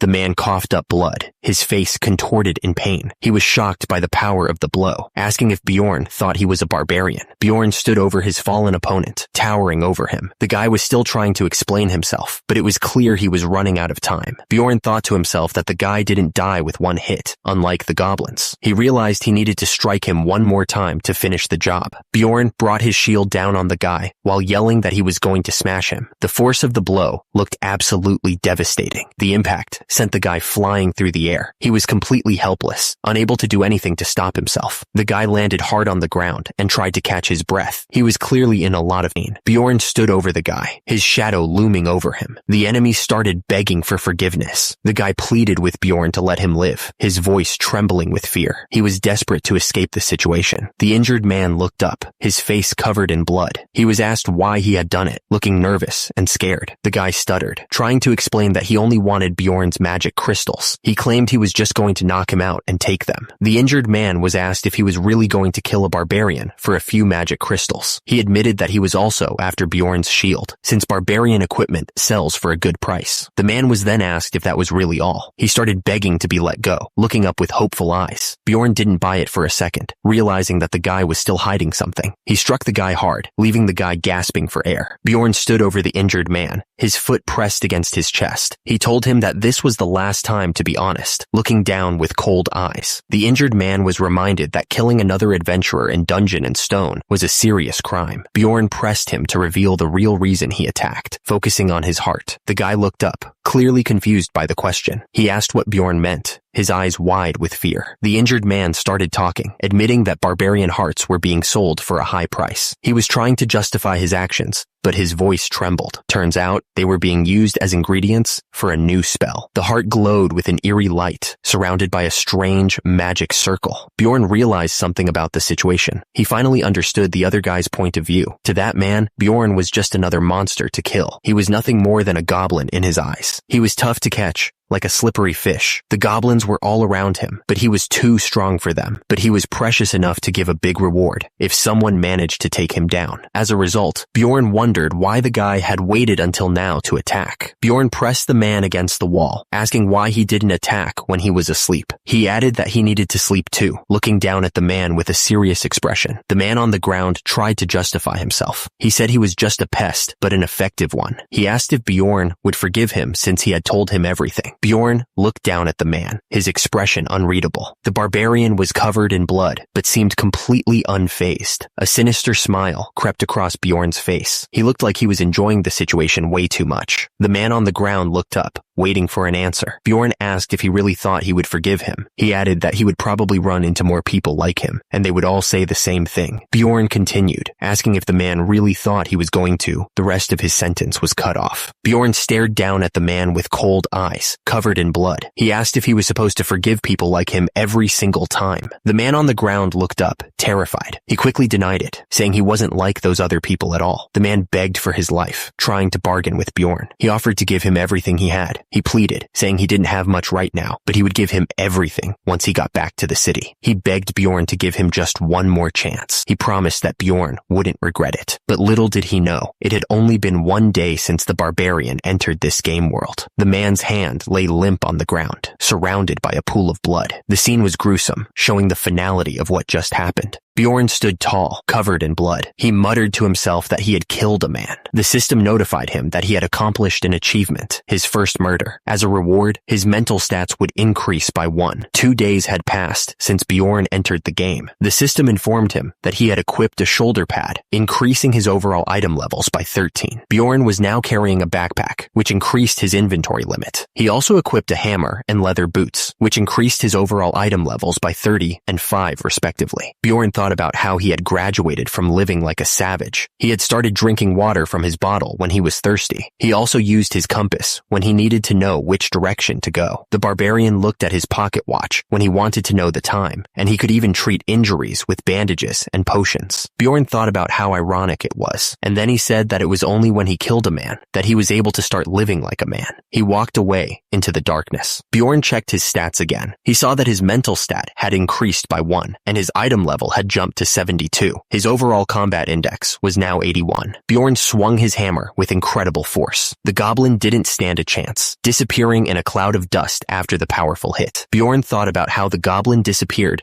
with just one hit of his hammer. He wondered if he should have chosen weapons from the start. He didn't know he'd be so good at fighting back then. Bjorn stood in the cave, his back to the viewer. 2 goblins stood before him, ready to attack. The tension in the air was thick. Bjorn realized that since it was the second day, the goblins had started appearing in pairs. He gripped his weapon tighter, ready for the fight. Bjorn thought his battle stats had gone up thanks to his new weapon. 2 goblins approached him, looking angry and ready to fight. Bjorn kept punching the goblins. The force of each blow was enough to make them disappear in a flash of light. Bjorn continued his relentless assault. He thought to himself that his progress was going smoothly so far. Bjorn knelt down, looking around at the crystals scattered on the ground. The scene was covered in blood. Bjorn was starting to feel the strain. He thought that he was going to die from fatigue, since he had been battling goblins non-stop since meeting Hans. He knew he wouldn't last much longer and needed to sleep soon. Bjorn mused that he might not have an overnight companion, but he figured he might be better off alone anyway. Bjorn stood there, looking down at the ground. He was thinking that getting stabbed by the goblins' daggers would be safer than what he was about to face. Bjorn's face was filled with anger. He cursed under his breath, clearly frustrated by the situation. Suddenly, a couple of goblins appeared, holding their daggers. Bjorn complained that the scumbags decided to show up as soon as he started to doze off. Bjorn yelled at the goblins, his face red with fury. He was pissed that they showed up after only 10 minutes. Everything went silent. A big question mark appeared, showing the confusion. Suddenly, there was a huge explosion. The force of it shook the entire area, leaving nothing but dust and debris. Bjorn's back muscles tensed as he spoke. He was saying that he had killed everyone he could see. Bjorn was lying down, looking exhausted. He begged them to stop showing up, wishing he could just get a little bit of sleep. Turns out, the game system announced that Bjorn had been attacked by a goblin while he was sleeping. The little scumbag was right there, ready to stab him. Bjorn's eyes snapped open, filled with rage. He couldn't believe he hadn't sensed the goblin at all, and he was about to explode with fury. Suddenly, there was another explosion, and the attacker screamed like crazy. The force of the blast sent debris flying everywhere. The goblin looked absolutely terrified. He was running away as fast as he could, clearly regretting his decision to attack Bjorn. Bjorn's face was filled with rage. He was panting heavily, but he was ready for the next challenger. Bjorn stood over the goblin, looking down with cold eyes. He was ready to end this fight quickly. Bjorn told the goblin to get lost. He didn't even have the energy to chase after the little scumbag. Bjorn coughed, realizing how close he had come to dying. He thought that if he was any shorter, or if the goblin was able to jump higher, he would have been stabbed in the throat. He realized he almost didn't sense the goblin. Bjorn knew he needed to rest properly. First, he had to treat the wound. Bjorn winced in pain as he poured the potion on the wound. He wondered how it was that healing with the potion hurt more than being stabbed. It had been 14 hours since Bjorn left Hans. He figured it was about time people started looking for overnight companions, but he realized he couldn't trust anyone now that he knew how valuable barbarian hearts were. Bjorn thought that if it was a fellow barbarian, he could trust them. He seemed relieved at the thought. Bjorn thought that he needed to find another barbarian. He had to find someone he could trust. Bjorn was approached by two humans who asked if he was looking for an overnight companion. They were clearly trying to get him to join them. More humans approached, asking if he wanted to join them since he looked tired. They seemed to be trying to take advantage of him. The humans insisted that he would be the third one. They added that since he was a barbarian, they could trust him, unlike yesterday. Bjorn replied that he was looking for another barbarian. The young man realized that covered in blood and missing a shoe, he wouldn't have looked like a good choice for an overnight companion. The human heard Bjorn say that he was looking for another barbarian. He said that was going to be tough and asked suspiciously why Bjorn was looking for one. The human explained that there were probably less than 100 barbarians on the first floor. He added that they would have ascended within 2 to 3 months as soon as they had their coming-of-age ceremony. Bjorn thought to himself that it must be laughable for him to be struggling on the first floor with such a large build. He felt a little embarrassed. The human wished Bjorn well, saying, "May Lapdonia protect you on your journey." Bjorn thanked him politely. The young warrior then wondered if he had to give up on finding another barbarian. Bjorn thought to himself that it didn't matter if it was a barbarian or not. He realized he just needed to find an overnight companion, period. Bjorn thought to himself that he needed someone who wasn't human. His eyes narrowed as he considered his options. He continued walking, thinking it had to be another species. The young warrior figured that there were less humans than other species, but more than barbarians. He went on, thinking that it didn't matter as long as they were another species. Bjorn reasoned that since most other species had special traits, unlike humans, they wouldn't harm other adventurers being blinded by chump change like humans. Bjorn's eye twitched slightly, showing his determination. He was set on finding someone reliable. After making that decision, he roamed the cave for about an hour. Bjorn looked up and saw someone sitting on a ledge above. He was surprised to see her there.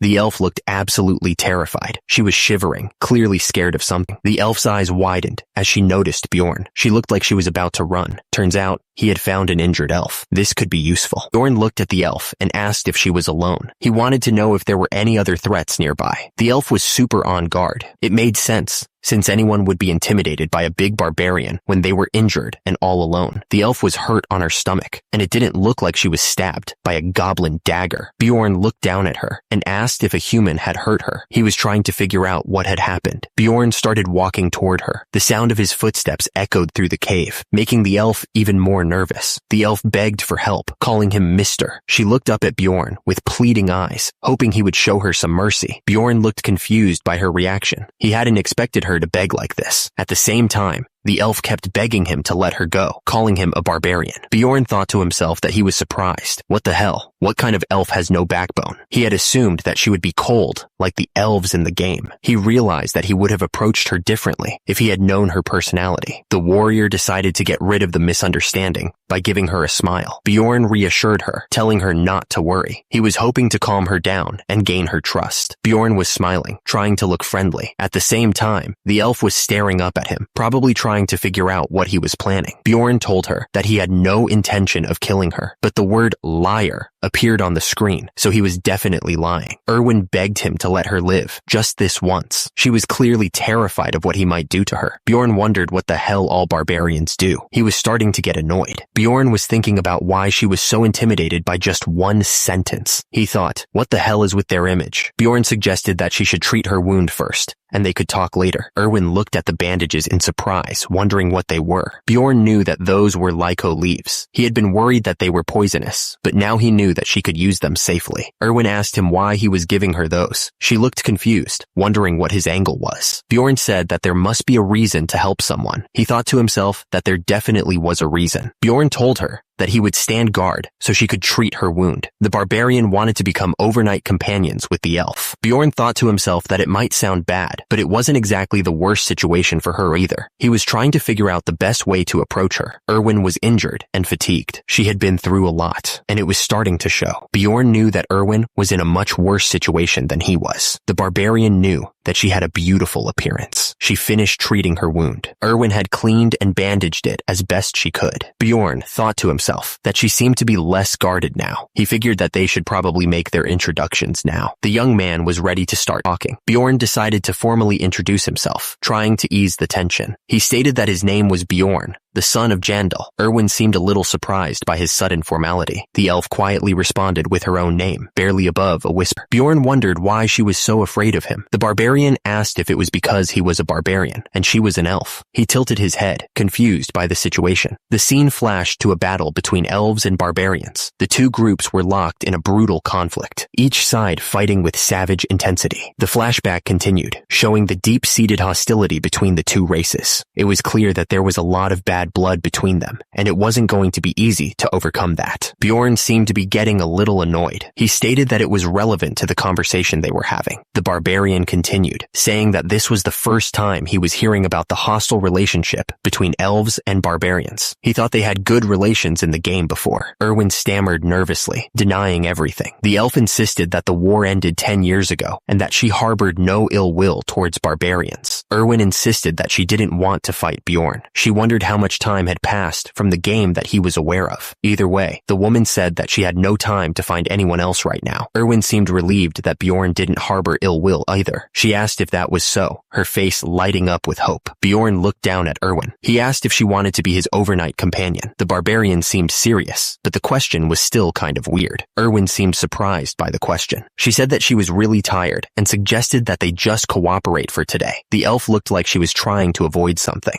Erwin looked shocked, her eyes widening. She seemed to be thinking hard about something. The woman was definitely nervous. Erwin hesitated for a moment. She then asked if he could swear on his warrior's honor that he wouldn't hurt her. The girl looked up at him with pleading eyes. Bjorn looked thoughtful for a second. He said that he would swear on the name of his tribe. The barbarian admitted that he didn't really care about warrior's honor, but he could use it from time to time. Bjorn looked at Erwin. He told her that he wanted to go over something first. The barbarian seemed serious, like he was about to explain something important. Bjorn looked annoyed. He said that he wasn't Mr., but Bjorn, the son of Jandal. The young man seemed to be correcting her on his name. He continued speaking. Bjorn insisted that he was only 20 years old. The warrior seemed to be emphasizing his youth. Bjorn looked determined. He swore upon his warrior's honor. The barbarian seemed to be making a serious promise. Erwin looked equally determined. She swore upon the name of her tribe. The elf seemed to be returning the promise in kind. Bjorn vowed not to harm the other party during the night, promising and swearing it. He could finally get some sleep after all this. Erwin seemed relieved to hear that. Erwin told him that she would sleep first, figuring that he would prefer that too. Bjorn looked at her, thinking that wasn't exactly what he wanted, but if she wanted to, he would let her. The elf seemed to be trying to take advantage of his offer. Bjorn gave her a pocket watch, warning her that it was expensive and she should handle it with care. Erwin looked surprised, but promised that she would be careful. The barbarian seemed to be trying to make her feel more comfortable.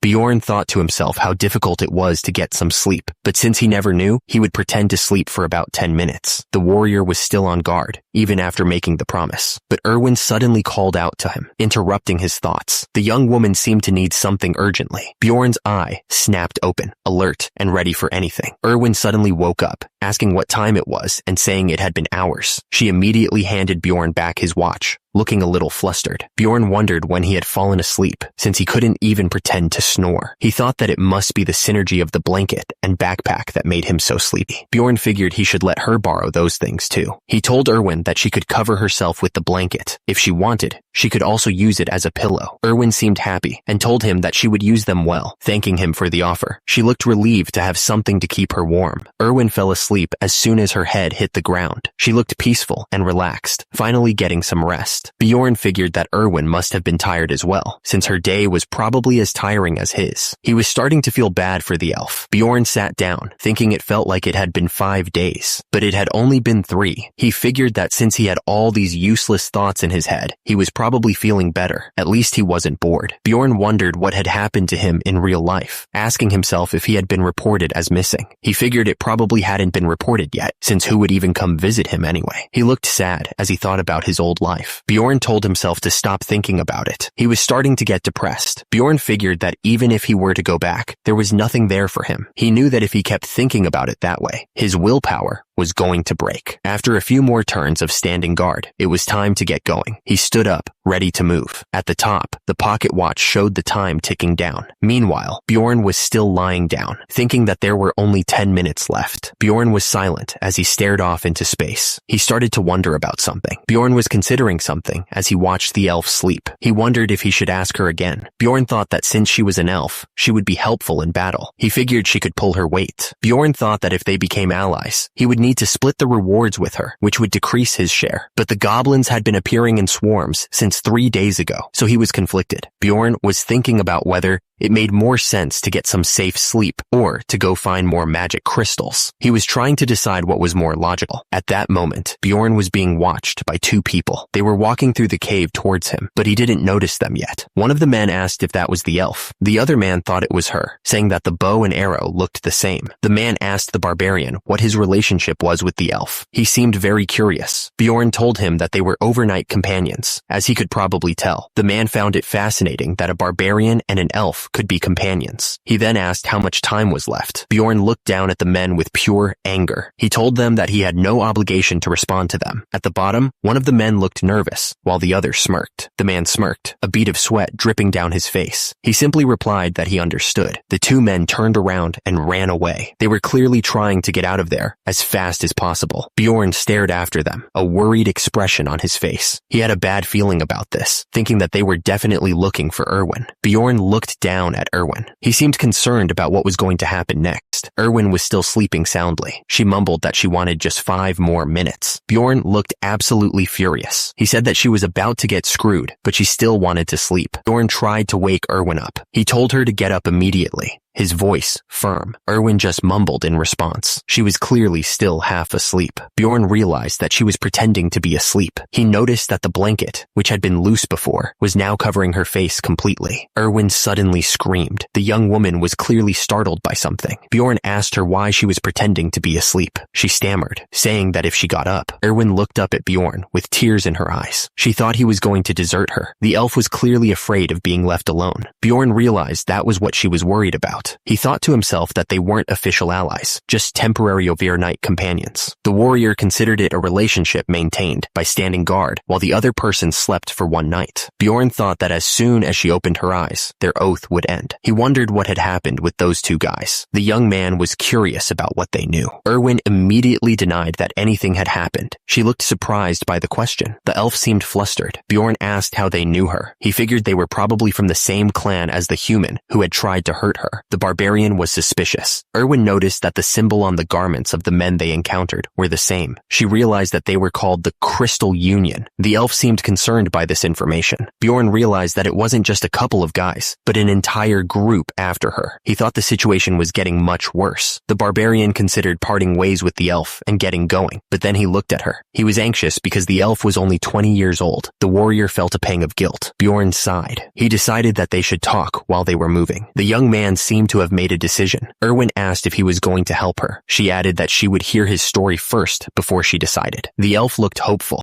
Erwin agreed that she would listen while they moved, since they were behind schedule. The elf looked happy to finally be doing something. Erwin started to tell her story. She had met them on her first day inside the labyrinth as overnight companions. The young woman explained that she had sensed something strange, so she opened her eyes while she was asleep, trying to figure out what was going on. Bjorn was standing over her. He asked if she was awake, sounding a little concerned. The barbarian told her that she could sleep a bit more. He seemed to be trying to be nice for once. Erwin explained that she only found out later that he was the manager of a clan that did business on the first floor. They were running as she spoke, trying to get away. The elf managed to escape somehow, but the people from his group kept attacking her. That's when she got hurt, she said, looking down a little. Bjorn, who had been listening intently, asked how they had attacked her. He looked a little confused. Erwin thought that they used message stones to keep chasing her. The young woman explained that message stones didn't exist in the game she played, and she needed more details about them. She explained that message stones were mystic devices that allowed people to talk to each other when they were linked. Their range was about 300 meters, she added. It was like they had walkie-talkies, the voice in the bubble thought. They had nowhere to run, lots of people, and mystic devices that let them talk to each other. Bjorn's face was set in determination. He realized that if he left Erwin, she would be caught for sure. Bjorn asked why the members of the Crystal Union were still chasing her, since it didn't seem like she had done anything wrong. He looked at her questioningly. Erwin looked a little scared. She wondered if they were trying to shut her up, but she didn't think that was the only reason. Erwin explained that when she was escaping the first time, she flung her knife around, and it happened to. Bjorn charged forward, thinking he had hit the guy somewhere bad. He was ready to keep fighting if he had to. Bjorn looked confused and asked what she meant by somewhere bad. He was curious about what she was implying. Erwin stammered, trying to explain what she meant. She was a little embarrassed to say it directly. Erwin giggled as she revealed that she had heard it was completely lost. She continued, saying that the guy couldn't even attach it back with potions. Bjorn looked at her with disbelief. He exclaimed that that was more than enough of a reason to chase her, calling her an idiot. He was shocked that she was laughing about it. Erwin giggled nervously and said that it could be called karma. Bjorn looked at her with a slightly concerned expression, wondering what she was implying. Erwin spoke up, telling the barbarian that someone was following them and that he shouldn't look behind him. She seemed pretty serious about it. Erwin continued, saying that the person was about 150 meters behind them. She looked focused, trying to pinpoint the exact location. Bjorn and Erwin started running faster. He thought that the distance was far enough that he wouldn't sense anything, but it didn't seem like she was lying. Bjorn asked if she was good with increasing their speed. Erwin quickly replied yes, but added a "for now" at the end, sounding a little unsure. Erwin kept running, even though her wound had reopened. She didn't complain, showing her determination. Bjorn thought to himself that she had insides. The elf was pushing herself, even in this terrible condition. Erwin reported that the distance between them and the person chasing them was still about 150 meters. She sounded a little worried. Bjorn noticed that even though they were running faster, the distance wasn't increasing. He looked frustrated, realizing they weren't getting away. He figured that the person chasing them was probably telling their friends where they were. The barbarian knew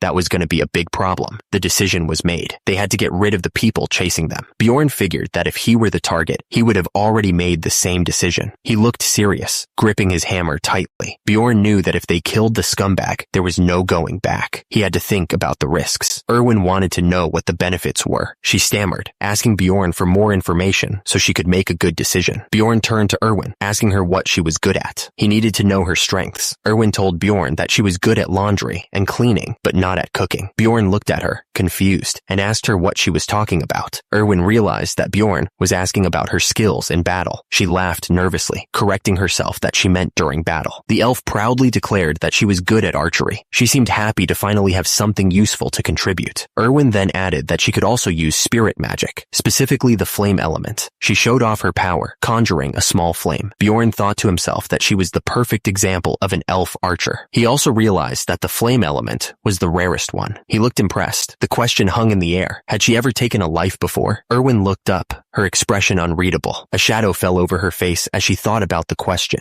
Below, her hand tightened around her bow, but she answered simply, denying any past kills. But she hesitated. Something was clearly bothering her. She declared that she could do it, whatever it was. Bjorn looked up at the elf, considering her words. He finally spoke her name, grabbing her attention. Bjorn was making her an offer. He asked if she wanted to be his comrade. Bjorn continued, laying out the terms of their deal. He'd get 9 shares of the profit, and she'd get 1, and that was final. And immediately, Erwin agreed to his terms. Her face flushed. Bjorn seemed satisfied with her answer. He asked how far away their pursuers were. The reply came back, 100 meters. The voice on the other end sounded stressed. He said they were running as fast as they could, but the Crystal Union was still gaining on them. The voice paused, thinking out loud. He suggested that they stop running. Bjorn told Erwin that they were going to veer off. He ordered her to summon the spirit right now. He looked focused and determined. Erwin agreed to do it. She started to summon the spirit, her face showing concentration. A small fire spirit appeared next to her. Erwin thought to herself that she couldn't believe she was back here on her own. She felt their pursuers getting closer. The small spirit floated between her and Bjorn. Erwin then canceled the summon. She looked a bit nervous, but she followed Bjorn's instructions. The fire spirit disappeared. Bjorn and Erwin continued moving through the cave. The air was tense, and they knew their pursuers were close. They had to be careful. Someone realized that the pursuers had come in, even though they couldn't see. They stopped right by them, which was bad news. Bjorn remained under the blanket, pretending to be asleep. As he stayed still, he figured that the pursuers must have some proper tracking methods to find them. Erwin spoke his name, probably to get his attention.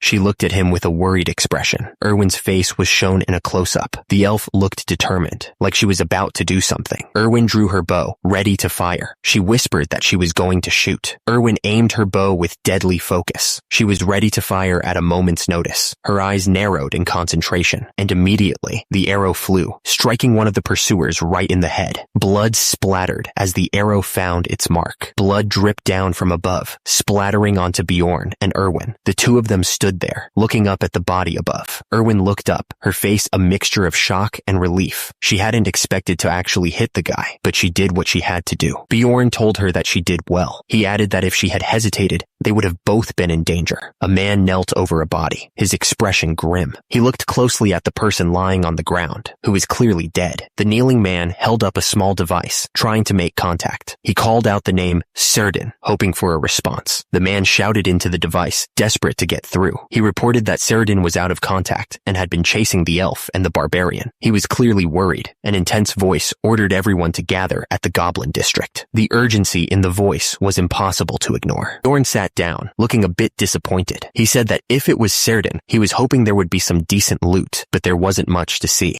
The loot consisted of a hefty pouch of magic crystals, 2 daggers, and 1 potion bottle from his waist belt. It wasn't much, but it was something. Bjorn then mentioned the clothes Serdin was wearing. He added that he had changed into them, but it felt a bit weird. Erwin replied that the leather top and bottom would be much better than the rags he was wearing before. She seemed pleased with the change. Erwin thought that since her clothes changed, her aura did too. She looked thoughtful, considering the implications. Erwin mentioned it was a good thing. She then asked Bjorn how to use the message stone. The elf figured there had to be a button somewhere on the side, and just like that, someone pressed a button on the side of the message stone. It seemed like it was now activated. The message stone crackled to life, and a man's voice boomed out. He repeated that Serdin, who had been chasing the elf, was defeated. The guy added that the elf was hiding in the Goblin District with a barbarian who used a hammer and shield. Erwin's eyes went wide as she heard the message. She stammered, clearly terrified by what she was hearing. Bjorn reassured Erwin, telling her not to worry. He told her to summon the spirit, as they were going to travel along the outskirts to stay safe. Erwin told Bjorn that they were going to the 2nd floor. She sounded a little nervous as she asked, "What?" Bjorn continued walking forward. He didn't seem to care about Erwin's reaction as he kept moving. Erwin asked Bjorn if they were really going to the 2nd floor by themselves. She seemed a little unsure about the whole plan. Bjorn looked at Erwin. He simply said that was right, confirming their destination. Erwin mentioned that the 1st and 2nd floors were completely different. She asked if Bjorn knew that. The big guy responded that he was aware of the difference. Bjorn told Erwin that they would be alright if they stayed near the entrance. He thought that they were a pretty good match, actually. Erwin looked up, surprised by what she heard. She stammered, asking if they were were a good match, blushing as she did. Bjorn explained that a melee tanker and a long-range dealer had always been a good match. He added that if he was going to form a party with Erwin, the first floor wasn't going to give them enough profit. Erwin looked worried. She said that this was their first time, so how could they go to the second floor already? It felt as if they were going into an orc lair to avoid goblins. Someone shouted that if they found the elf scumbag, they would give them first dibs on enjoying her, on top of the 10,000 gold. Erwin gasped, clearly disgusted by the offer. Erwin looked at Bjorn and told him not to worry. She wasn't going to leave him. She seemed determined to stick with him, no matter what. But the man interrupted them, saying that it was a pretty good deal. He wondered if the elf was too resistant. Could he cut off one of her arms and legs? He added to make sure to leave the important bits, laughing like a maniac. Erwin looked terrified, but she said that she would go to the second floor. She seemed to be forcing herself to agree. Bjorn thought to himself that was good timing. He realized that he didn't need to convince her anymore. Bjorn thought that he always liked helping those in need. He added that it was only when it was beneficial to him, of course. Bjorn was walking with Erwin, thinking to himself. He thought that if he could screw over such disgusting trash, it would be great. At the same time, Erwin looked down, unsure about what to do. Bjorn continued thinking to himself that he would have the self-satisfaction of doing good. Bjorn was holding his bag tightly, still thinking. He thought that it would be the best of both worlds, and there was no reason not to help. Erwin looked at Bjorn and asked him if he even knew how to get to the second floor. She added that she didn't know the exact path, but if they kept heading north, they would get there eventually. Bjorn explained that the dungeon was designed in such a way that if you kept following the darkness, you would reach a portal. He said that the darkness represented a path that led you to the upper floors. Erwin called out to the Barbarian, telling him to wait. She seemed to have noticed something he hadn't, and immediately, the elf pointed out that there was a goblin trap right in front of them. It was hard to see in the dim light, but there it was. Bjorn thought to himself that the traps were appearing pretty late. He had only walked a few steps before stepping on one. He wondered if it was because goblins didn't appear frequently in the light. He was trying to figure out the pattern. Bjorn exclaimed that he was really unlucky. He told Erwin that he would handle it, and she could take a break. The big guy seemed annoyed. Erwin told the big guy that he better not use the spirit. She added that she needed to save her strength for later. The elf replied, of course, with a smile and a slight blush. She seemed a little too eager to agree. Bjorn thought to himself that it didn't look like she meant of course at all. He wondered how he knew she was planning something, and suddenly, two ghouls appeared, growling menacingly. Erwin gasped, clearly caught off guard by their sudden arrival. The elf didn't hesitate. She immediately fired an arrow, aiming for one of the ghouls. The arrow flew straight and true. Erwin fired another arrow with incredible speed. She was determined to take down the ghouls as quickly as possible, and immediately, a savage kick sent the ghoul flying. The force of the impact echoed through the dark tunnel. The ghoul's face contorted in pain and shock. It was clear the kick hit hard, but another enemy was already on the move. A goblin, sword in hand, growled as it charged forward. At the same time, Erwin aimed her bow again, ready to fire another shot. The elf was focused on the new threat. Meanwhile, the goblin was closing in, its eyes fixed on the elf. The elf stood tall, bow in hand, after the fight. Blood splattered all around her, a testament to her deadly accuracy.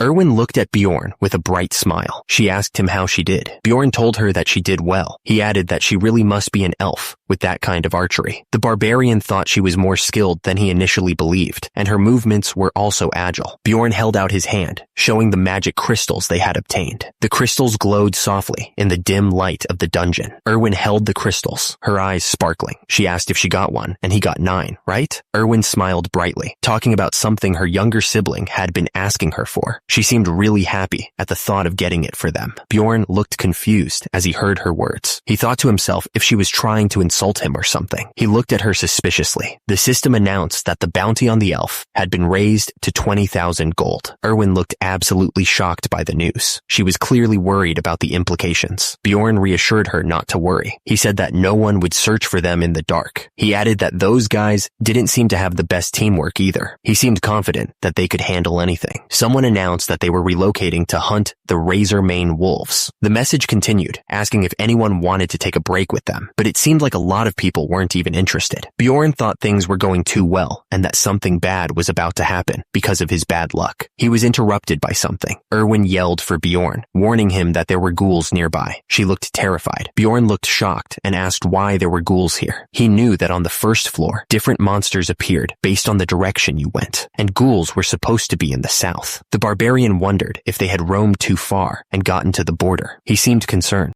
Erwin looked at Bjorn with a worried expression and asked if she had to fight them by herself. She seemed really scared. Bjorn explained that the experience system in this game was really weird. He added that you only get rewarded the first time you beat a monster of the same kind. Bjorn continued, saying that they needed to beat as many different kinds of monsters as they could to level up. He thought this was actually a good thing. Bjorn told Erwin that he would take the lead. He wanted her to take care of the ones in the back. Bjorn thought that if this was like the game, the ghouls wouldn't attack until they got close enough. He prepared himself for the fight. The ghoul was drooling and looked like it was ready to attack. It was staring right at them. Bjorn was facing a bunch of ghouls, but he was surprisingly calm. He thought to himself that things were going exactly as he expected. Bjorn swung his weapon with incredible force, hitting one of the ghouls. The ghoul went flying backwards, clearly caught off guard. Bjorn stared intently. His eyes narrowed. He was focused on the fight, ready for anything that came his way. He swung his weapon again, putting all his strength into the blow. Bjorn knew that ghouls were stronger and faster than goblins. Bjorn thought that even though the ghouls were stronger, they were still rank 9 monsters. He knew their patterns were simple, making them easier to deal with. Bjorn stared intensely at the ghoul, his expression serious. He wasn't intimidated at all, ready to take on whatever came next. At the same time, Erwin was aiming her bow with a confident smile. She thought that with a trusty comrade, this was going to be easy. A message popped up, showing that they had defeated a ghoul and gained 1 experience point. They kept walking north. Turns out, it took them 3 days to get where they were going. Erwin suddenly stopped. She asked Bjorn what was going on. Erwin pointed at the blood on the ground. She didn't think it was from the goblins, and wondered whose blood it could be. She added that she thought the blood led in the direction they wanted to go. The camera zoomed in on the blood. Bjorn considered what it could be. He started to look worried.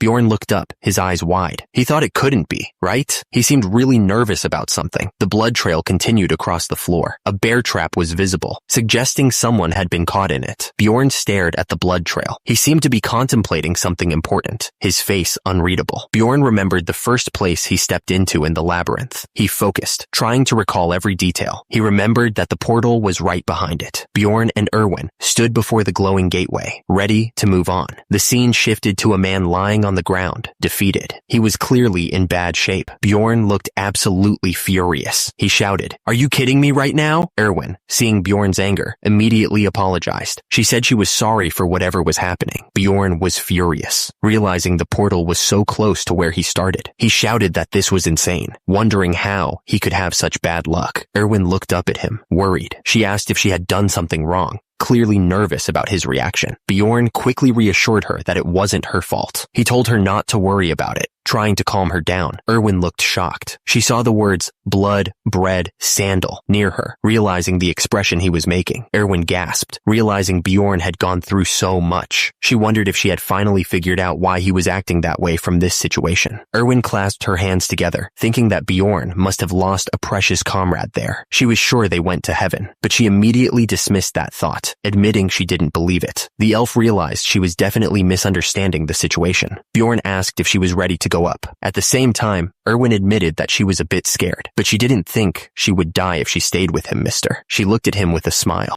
Erwin was ready to go. Meanwhile, Bjorn thought that she had a strange habit of lengthening her sentences. He was clearly annoyed by that. He wondered what he should say. Bjorn told her to go. Erwin agreed. The young man also told her not to plan on dying that easily either. He wasn't going to let that happen. Turns out, they had arrived on the 2nd floor, the Goblin Forest. It was time to see what was waiting for them there. As they stepped through the portal, Bjorn and Erwin were suddenly falling through the air. The world spun around them, and they had no idea where they were going to land. It was nothing like they expected. Erwin looked down at Bjorn with concern, shouting to ask if he was okay. She was worried that something had gone wrong with the teleportation. The elf could only hope he wasn't hurt too badly. Bjorn was lying on the ground, clearly in pain. He said he had been wondering what it would feel like to go through the portal. The young man admitted that it felt like trash. Bjorn explained that it felt like he was chewed up by a frog in a well and then spat out. He was surprised, since he had never teleported through a portal like he was falling before. The warrior wondered why the other girls girls didn't tell him about this. Erwin was smiling. She thought that she had landed perfectly fine, though. The fairy admitted that she was envious of that agility that barbarians didn't have. Bjorn wanted to check out the area first. He asked if this was the northern area of the goblin forest on the second floor. The warrior looked around, trying to figure out where they had landed. Erwin mentioned that there was a portal behind them that would take them back to the first floor at any time. She added that she didn't sense any living being within 50 meters. The fairy was using her skills to survey the area. Turns out, it wasn't going to get any brighter, even if time passed, since they were inside the labyrinth. The darkness was a constant reminder of the danger they were in. Erwin asked if this was really the second floor. She admitted that she had never heard about the second floor being a forest. The young woman was clearly confused by the environment. There were 4 portals on the first floor, and each one led to a different region. This one led to the North Goblin Forest. The place looked dangerous. To the east was the beast's lair. The wolves howled at the moon, ready to tear anyone apart. To the west was the land of the dead. The zombies reached out, craving flesh. To the south were the dark Rocky Mountains. Erwin suddenly remembered something. She explained that wherever they went, it would all lead to the third floor. Bjorn asked what they should do now. He wondered if she knew the way back to the city from the labyrinth. The warrior was hoping she had some kind of plan. Erwin mentioned that they would automatically go back once the labyrinth closed. The fairy looked concerned, like she wasn't sure about that. She was probably worried about being trapped. Mr. explained that the first floor closes after 168 hours, and the second floor after 240. He looked at the portal, getting ready for the next adventure. Once the time runs out, the labyrinth will spit them back into the city. The Crystal Union wouldn't come up here anyway, since they can't even work well together. Sounds like they're not much of a threat. Bjorn decided they would stay on the second floor till the 168 hours were up, and then go back down to the first floor. He seemed to have a plan already. He said they couldn't just stay by the portal all day, so they would explore the place a bit. He was probably itching for some action. Bjorn told Erwin to take the lead. The fairy seemed a little nervous, but she agreed to it anyway. She probably knew more about this place than he did.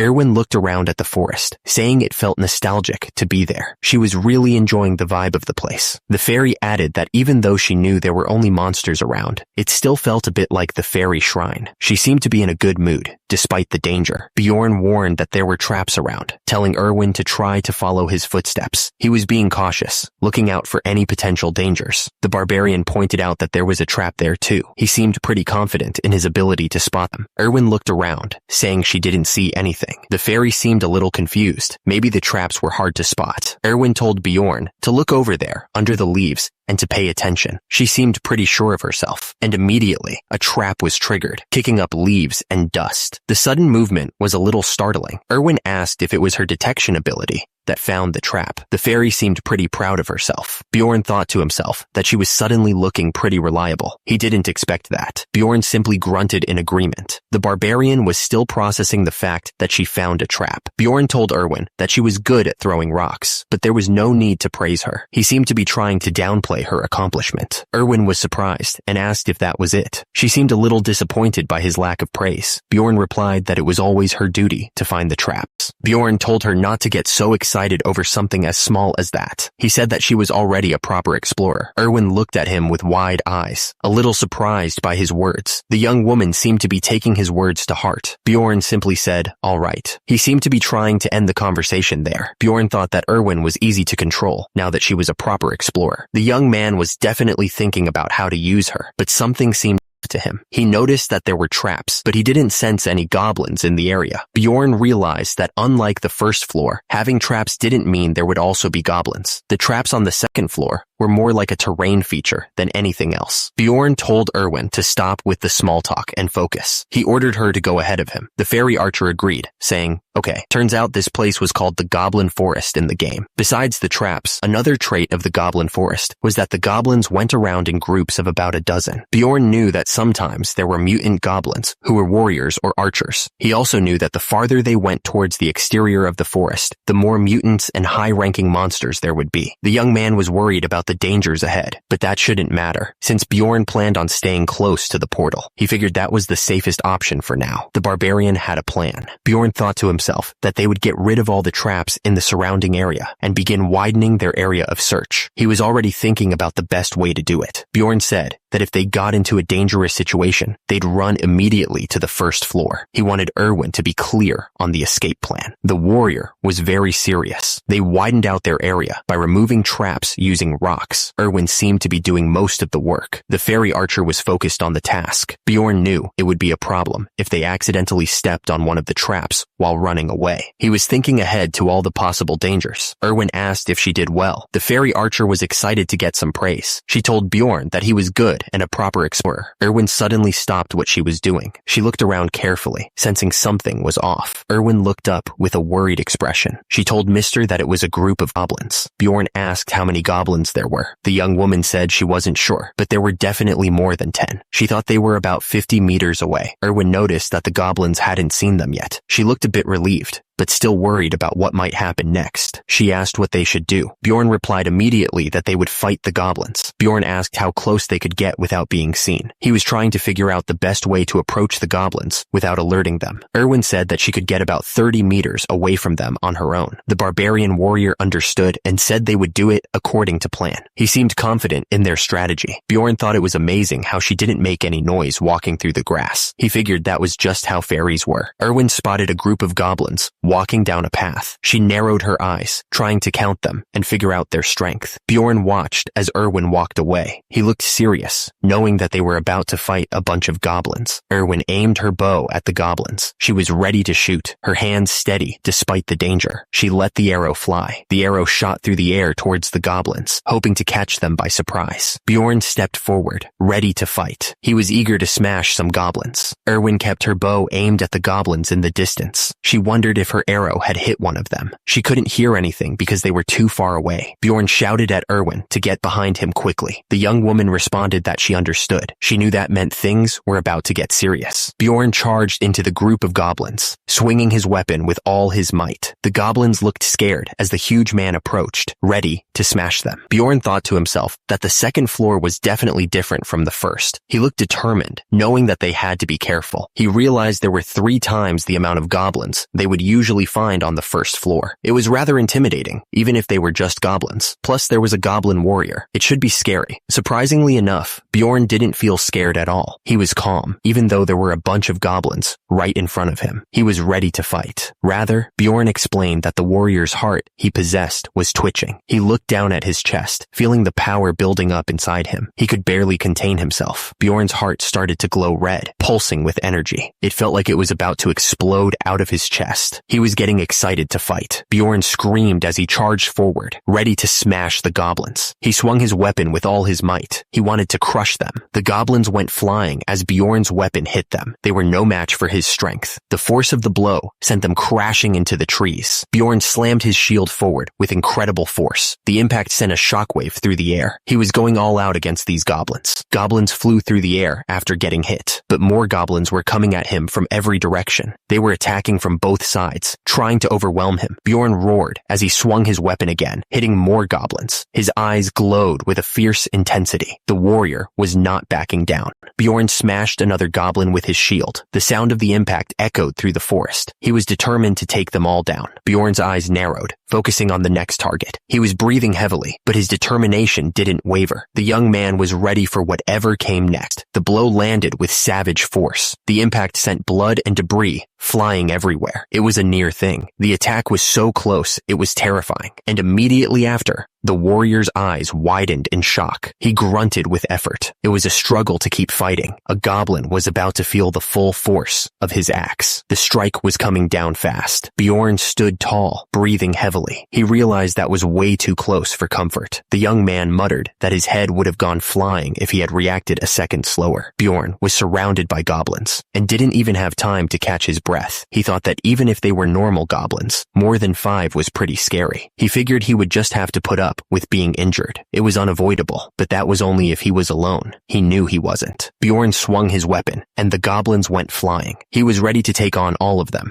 Erwin looked relieved. She had been worried about the fight. Bjorn noticed that Erwin had gotten back into position. He thought he would finish things off. He was ready to take on whatever came next. Bjorn looked absolutely furious. He called those goblins a bunch of bastards. He was tired of dealing with them. Bjorn challenged them. shouting for them to come at him. The warrior was ready to take on the whole group. He wasn't scared at all. The system announced that Bjorn had defeated the goblin warrior, giving him EXP +1. He also earned 11 magic crystals after taking down the first group of goblins. Bjorn thought that considering it took him an entire day to earn 44 on the first floor, this was a satisfying reward. He wished he could take the warrior's weapon or armor, but they disappeared with the goblin. Erwin handed Bjorn some magic crystals, saying that even if it's the same 9th rank, a swordsman's magic crystal has more worth, so she'll give him more. She asked if 2 was okay, and Bjorn thanked her. Bjorn said that they should keep moving. Erwin replied okay, and said she was looking forward to seeing how much she could get by the end of the 4 days. Once they started going farther out than a 3-kilometer radius, they encountered more goblins, ready for another fight. Turns out, we began running into goblin groups every 5 minutes. This time, there was an archer in the mix, which was a new challenge. Suddenly, Erwin warned that the archer was disappearing. Bjorn could sense the danger, knowing something tricky was about to happen. Erwin shouted that it was stealth magic, urging Bjorn to concentrate. Bjorn nodded, knowing they had to be extra careful. The fight became much harder because of the goblin archers. They were fast and hard to spot. Even with the added challenge, Bjorn was sure they wouldn't lose. He was tearing through the goblins with his bare hands. Bjorn was tearing through the goblin ranks, smashing them left and right. But below, a goblin archer aimed an arrow directly at him, his gaze steady. Bjorn knew he had to focus. He thought that with this body, he only needed to concentrate, and he could do anything. Bjorn's eyes narrowed, his vision sharpening. He had to stay focused if he wanted to survive this. Bjorn knew that in order to dodge the arrows flying toward him, he had to be ready. The goblin archer was locked on, ready to fire. Bjorn gripped his weapon tightly, ready to strike at any moment. He wouldn't let a single arrow hit him. The goblin archer's eyes went wide, realizing he was about to be crushed. He was absolutely terrified. Bjorn didn't hold back, bringing his massive weapon down on the goblin. The impact shattered the goblin's bones. The system chimed in, announcing, "You have defeated the goblin archer. Archer XP +1. Bjorn had taken down the archer. A voice suggested, "Let's take a break." They needed to rest after all that fighting. Erwin finally sat down, wiping sweat from her brow. She complained, "Finally, how many hours have we been going around?" She added, "About 15 hours. Bjorn offered that Erwin could sleep first if she wanted. Erwin looked surprised and asked about the sleeping bag and blanket, wondering if he was going to get them out. Bjorn's massive weapon and shield leaned against a tree, silent for the moment. The metal was stained with the dark blood of the goblins they had fought. Bjorn sat nearby, watching Erwin as she slept. He thought to himself that she must have been really exhausted. He had never heard her sleep so soundly before. Erwin was completely out, wrapped in a blanket. Bjorn figured that maybe she felt safer now, being with him. They had been going around hunting for 15 hours straight. It was a brutal grind.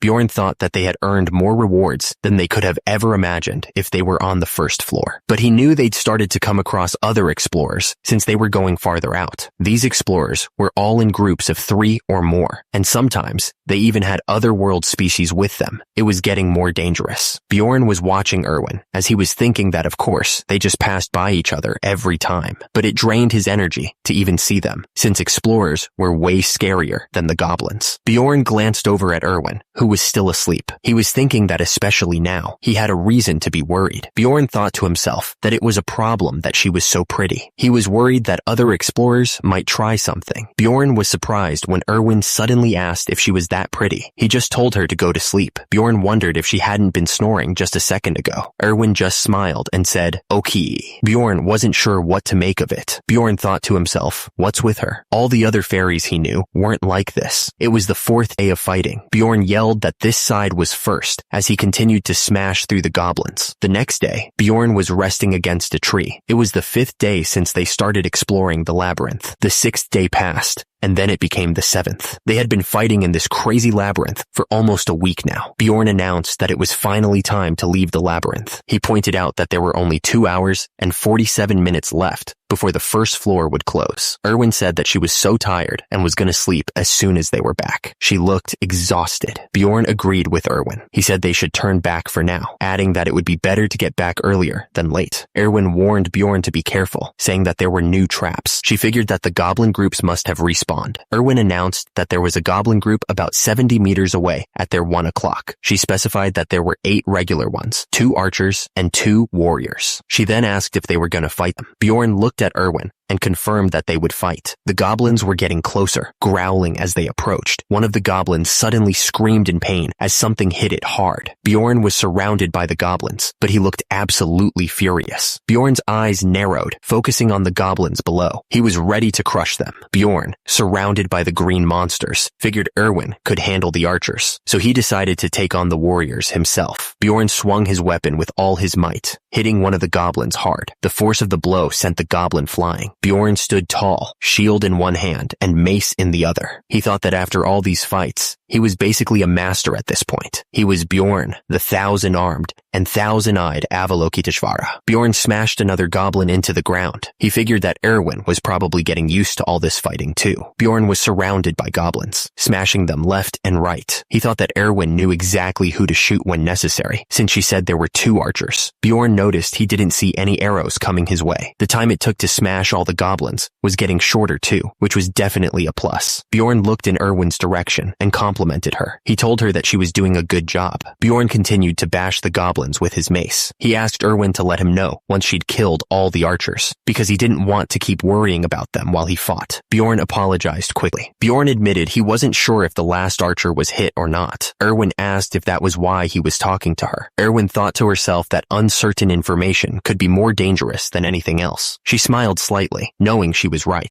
Bjorn thought about Erwin, feeling proud of her. He thought she'd grown a lot in the last few days. Suddenly, Erwin pointed, exclaiming that there was something cool over there. Bjorn looked down to see what she was pointing at. It was an essence, a goblin archer's essence to be exact. The drop rate was near 0, so this was a very rare find. Bjorn looked annoyed, thinking that this was too lucky, and he didn't have a good feeling about it. He was thinking, what the hell, here of all places. The system explained that the essence was part of the skill system of Dungeon and Stone. It gave a passive and active skill, each with varying stats depending on the type. You could only take 1 per level, but it was basically a cheat key, so it was considered more valuable than treasure to an explorer. Bjorn thought to himself that there was a limit to how many you could absorb. The ability of the essence varied widely depending on the goblin, so the character's fate depended on which essences were taken. Erwin was surprised, saying that the drop rate was near 0, and she never would have expected to see it here. She added that it was an essence. Bjorn looked suspicious, thinking that this was too lucky, and he didn't have a good feeling about it. Erwin asked if you became a goblin if you ate it. Bjorn said that there's no way he'd be this lucky, and that you just earned a part of the goblin's abilities. Bjorn explained that the guy that chased them on the first floor had taken a razor mane wolf's essence and tracked them down by scent. He crouched down, his face grim. Erwin asked Bjorn if he wanted the essence. She looked at him expectantly, but Bjorn didn't seem too interested. But Erwin quickly added that she would take it if Bjorn didn't want it. She seemed pretty eager to get her hands on it. Erwin smiled, saying that she felt like she was getting more thick-skinned. Bjorn thought to himself that she was definitely changing, but he didn't really care. Bjorn turned away, thinking that he already knew what essence he wanted. He was focused on his own goals for now. Bjorn figured he'd have to spend a ton of money later on if he just took essences without thinking about the future. He thought a goblin archer's essence wasn't that tempting for a barbarian like him. Bjorn then said it was alright, Erwin. Bjorn said that if Erwin just promised him one thing, she could have the essence. He added that he was actually gonna tell her once they were on the first floor. Bjorn's voice trailed off with a, "Hey!" Suddenly, a dead knight lay sprawled on the ground, his armor glinting dully. Erwin stood nearby, holding a glowing blue essence in her hands. The whole scene felt wrong. A voice boomed out, warning them not to move. A man shouted, demanding to know what the hell the barbarian and fairy were doing. He looked absolutely furious, pointing a finger directly at them.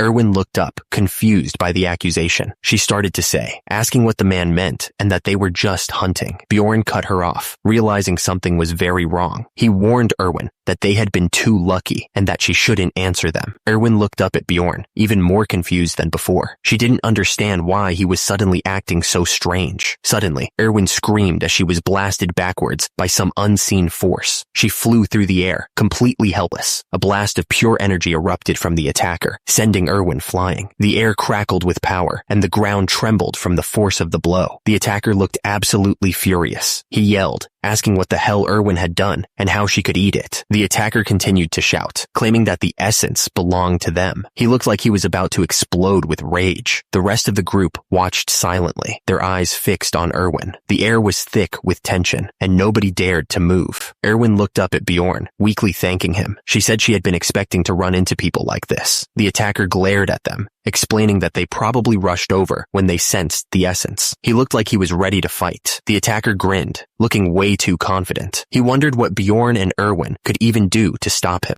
The attacker gestured to Erwin. He explained that Erwin already ate the essence and dared them to try and fight for it. Bjorn knew they were outnumbered. He figured that they needed to be even bolder because of it. Bjorn looked at Erwin, warning her that the enemy would underestimate them if they let their guard down for even a second. Bjorn was ready to fight. He told them to come at him or get lost if they were too scared. Dash took off running. He knew that he needed to move fast. Erwin ran as fast as she could. She shouted for Dash not to slow down until the portal was in sight. Dash asked Erwin if she really thought the 4 guys before would come after them. He wondered if they would be all right once they got to the first floor. One of the men looked absolutely furious. He yelled that they would pay for this. Erwin was confused and asked what he meant. The man explained that they were most likely headed in the same direction as them anyway. He said that they were in a party of 4 adventurers, which was a good number to go deeper on the second floor, but they were hanging around the entrance to the first. He figured that they were planning to leave the labyrinth when the first floor closes. Dash figured that the 4 guys were probably just chilling around the portal like they were. Erwin thought that made sense. She said that he was amazing. Suddenly, Erwin flinched. Her eyes went wide with worry. Erwin told Dash to hold on. She warned that there was a group of goblins about 150 feet away. She wanted to avoid them this time. Erwin told Dash that they couldn't avoid them. She said that the goblins were running towards them. Dash was shocked. He couldn't believe that goblins were able to spot them before they spotted the goblins. He thought that Erwin's ability to detect things from afar would have prevented this. Dash realized that it couldn't be just a coincidence. He yelled at Erwin to follow him in the other direction.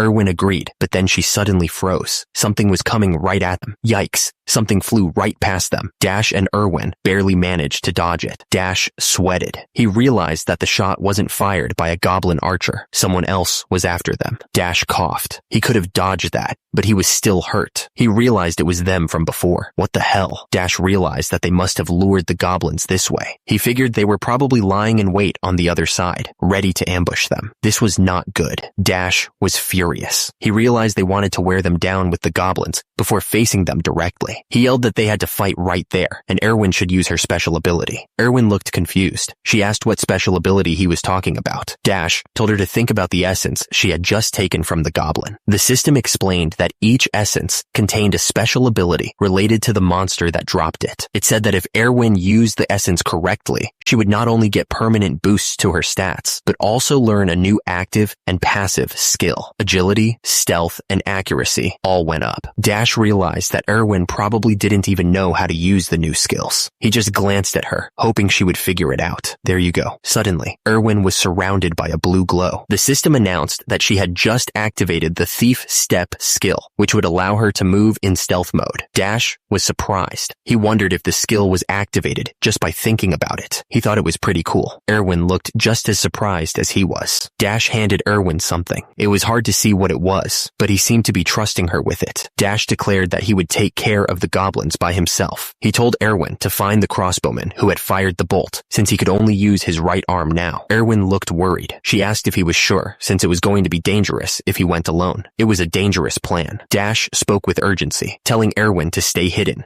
and to shoot the crossbowman down on his signal. He emphasized that she had to kill him with that one shot, or they were screwed. Erwin, still cloaked in stealth, confirmed that she would stay hidden until then, but she was confused and asked Dash what kind of signal he was even talking about. Dash suddenly stopped, planting his feet firmly on the ground. He muttered that this spot should do just fine. He pointed towards the distance. There, he said, was the group of goblins they'd been trying to avoid. Dash cursed under his breath. Those jerks weren't showing themselves after firing that crossbow bolt, he said, clearly annoyed. Dash swung his hammer down with incredible force, crushing the goblins beneath him. He declared that he would take care of these goblins right here and now. Dash was completely surrounded, outnumbered by at least 15 goblins. The air was thick with the stench of their crude weapons and rotten teeth. Dash continued to fight, carefully observing the goblins' movements. He noticed that 2 of them were wielding swords, and he thought it was safe to assume that that there were no archers among them. Suddenly, an arrow struck Dash's shield, throwing him off balance. He realized he spoke too soon, way too soon. Another goblin lunged forward, stabbing Dash in the side with a rusty blade. He knew he had to pay attention to the arrows, or he was done for. Dash swung his hammer, pushing back the goblins that swarmed him. He was trying to fend off the melee attacks, while keeping them at bay. Dash knew he had to deal with more than just the goblins in front of him. He thought about the adventurer crossbowman, who could fire at any moment, and he had to do it all without Erwin's help. Dash panted, feeling the damage start to build up. He could feel the cuts and bruises stinging, and it was getting harder to breathe. Thump! The sound of the hammer hitting the ground echoed through the forest. Each swing took more and more effort. Dash panted heavily. This wasn't good at all. He could feel his stamina fading fast, and he knew he couldn't keep this up for much longer. Dash's eyes widened as he realized two projectiles were headed straight for him at the same time. He knew he had to react fast, or this was gonna be bad. The arrow and crossbow bolt flew through the air, closing the distance in a heartbeat. The wind whistled as they cut through the air, each one carrying deadly force. Dash realized that one of the shots had to be from the goblin archer, and the other one was definitely from the crossbowman. He had to make a choice, and fast. Dash knew he couldn't possibly stop or avoid both of them at once. He gritted his teeth, preparing to swing his weapon with everything he had left. Dash decided to block the crossbow bolt. It was the faster of the two, and probably the deadliest. He braced himself for the impact. Dash cursed as the projectile slammed into his elbow. He couldn't believe it hit him there of all places. The impact sent waves of pain shooting through his arm. Dash saw the blood seeping from the wound. He realized it was poisoned. His arm felt like it was going numb. He knew he was in trouble. Dash realized he could only use his right arm now. He had to choose between the hammer and the shield. He knew he couldn't carry both. Dash decided to go with the shield. He yelled that he was choosing the shield. His body twitched with the effort. Dash glared ahead, his teeth gritted. He thought that those scumbags were the real enemies here, not these dumb goblins. He was ready to make them pay. Dash thought to himself that he could probably make short work of the goblins with the warhammer, but he wouldn't be able to stop the crossbow bolts with it. Dash swung the warhammer, smashing into the group of goblins. The sound of the impact echoed through the trees as the goblins went flying. Dash panted, sweat dripping down his face. He glared ahead, wondering just how many more of them there were. Dash braced himself and rushed forward, surrounded by the horde of goblins. He knew he had to keep moving. Dash let out an of relief. He figured there was no point in chasing after the ones that ran away. He was just glad he managed to hang on. The rustling of the trees filled the air as the attacker spoke. He sneered, commenting that he didn't think Dash would be able to take care of all those goblins by himself. The attacker spoke again, admitting that Dash was better than he expected. He was standing with two other men, one of whom was holding a katana. Dash glared at the group. He demanded to know where the crossbowman was hiding. One of the men smirked, confirming that it was them. He then asked what had happened to the elven girl, using a nasty word. Dash's face twisted in rage. He told them to forget about it and come at him. The attacker was breathing heavily, sweat dripping down his face. He admitted that barbarians were not to be taken lightly, especially after fighting a whole bunch of goblins. The attacker chuckled darkly, his eyes gleaming with malice. He noticed that Dash was badly hurt and offered a deal. Tell him where Erwin was hiding, and he'd let him go. Dash smirked to himself, a dark amusement flickering in his eyes. He thought, they'd let me go free if I tell them? They must really think I'm a freaking dimwit. Dash's expression hardened, his grip tightening on his weapon. He told them that if they thought this was funny, they were wrong. He warned that he was going to make short work of them first and then ask questions. One of the men warned the others not to let their guard down. He told them to think of Dash as a big monster to be hunted down, steeling themselves for the fight. Dash let out a battle cry and charged right at them. He was ready to take them head on, no matter what. Dash noticed that he still couldn't move his left arm freely. He wondered if Erwin had found the crossbowman yet, and knew he needed to send a signal soon. Dash had an idea. He knew exactly what to do to signal Erwin. Dash grinned, a crazy glint in his eye. This was it. Dash raised his arm high into the air, knowing it was a risky move. One of the swordsmen shouted, wondering what the hell he was doing. He hoped that Erwin had seen the signal, but he couldn't hear anything from this distance. He had no idea if she even knew what to do. Dash knew he had no choice but to trust Erwin. He had to believe she would come through. The swordsman lunged, but Dash was ready, slamming his shield into the attacker's blade. The force of the impact shook the ground. The swordsman screamed Elias's name, his face contorted in shock. Something was terribly wrong. The sound of metal on metal rang through the air as Dash clashed with Elias. He thought to himself that Elias was strong, really strong. Dash knew he was in a tough spot, but he couldn't back off now. He had to keep pushing forward, no matter what. He steeled himself, realizing he needed to distract them in order to make an opening for Erwin. It was the only way.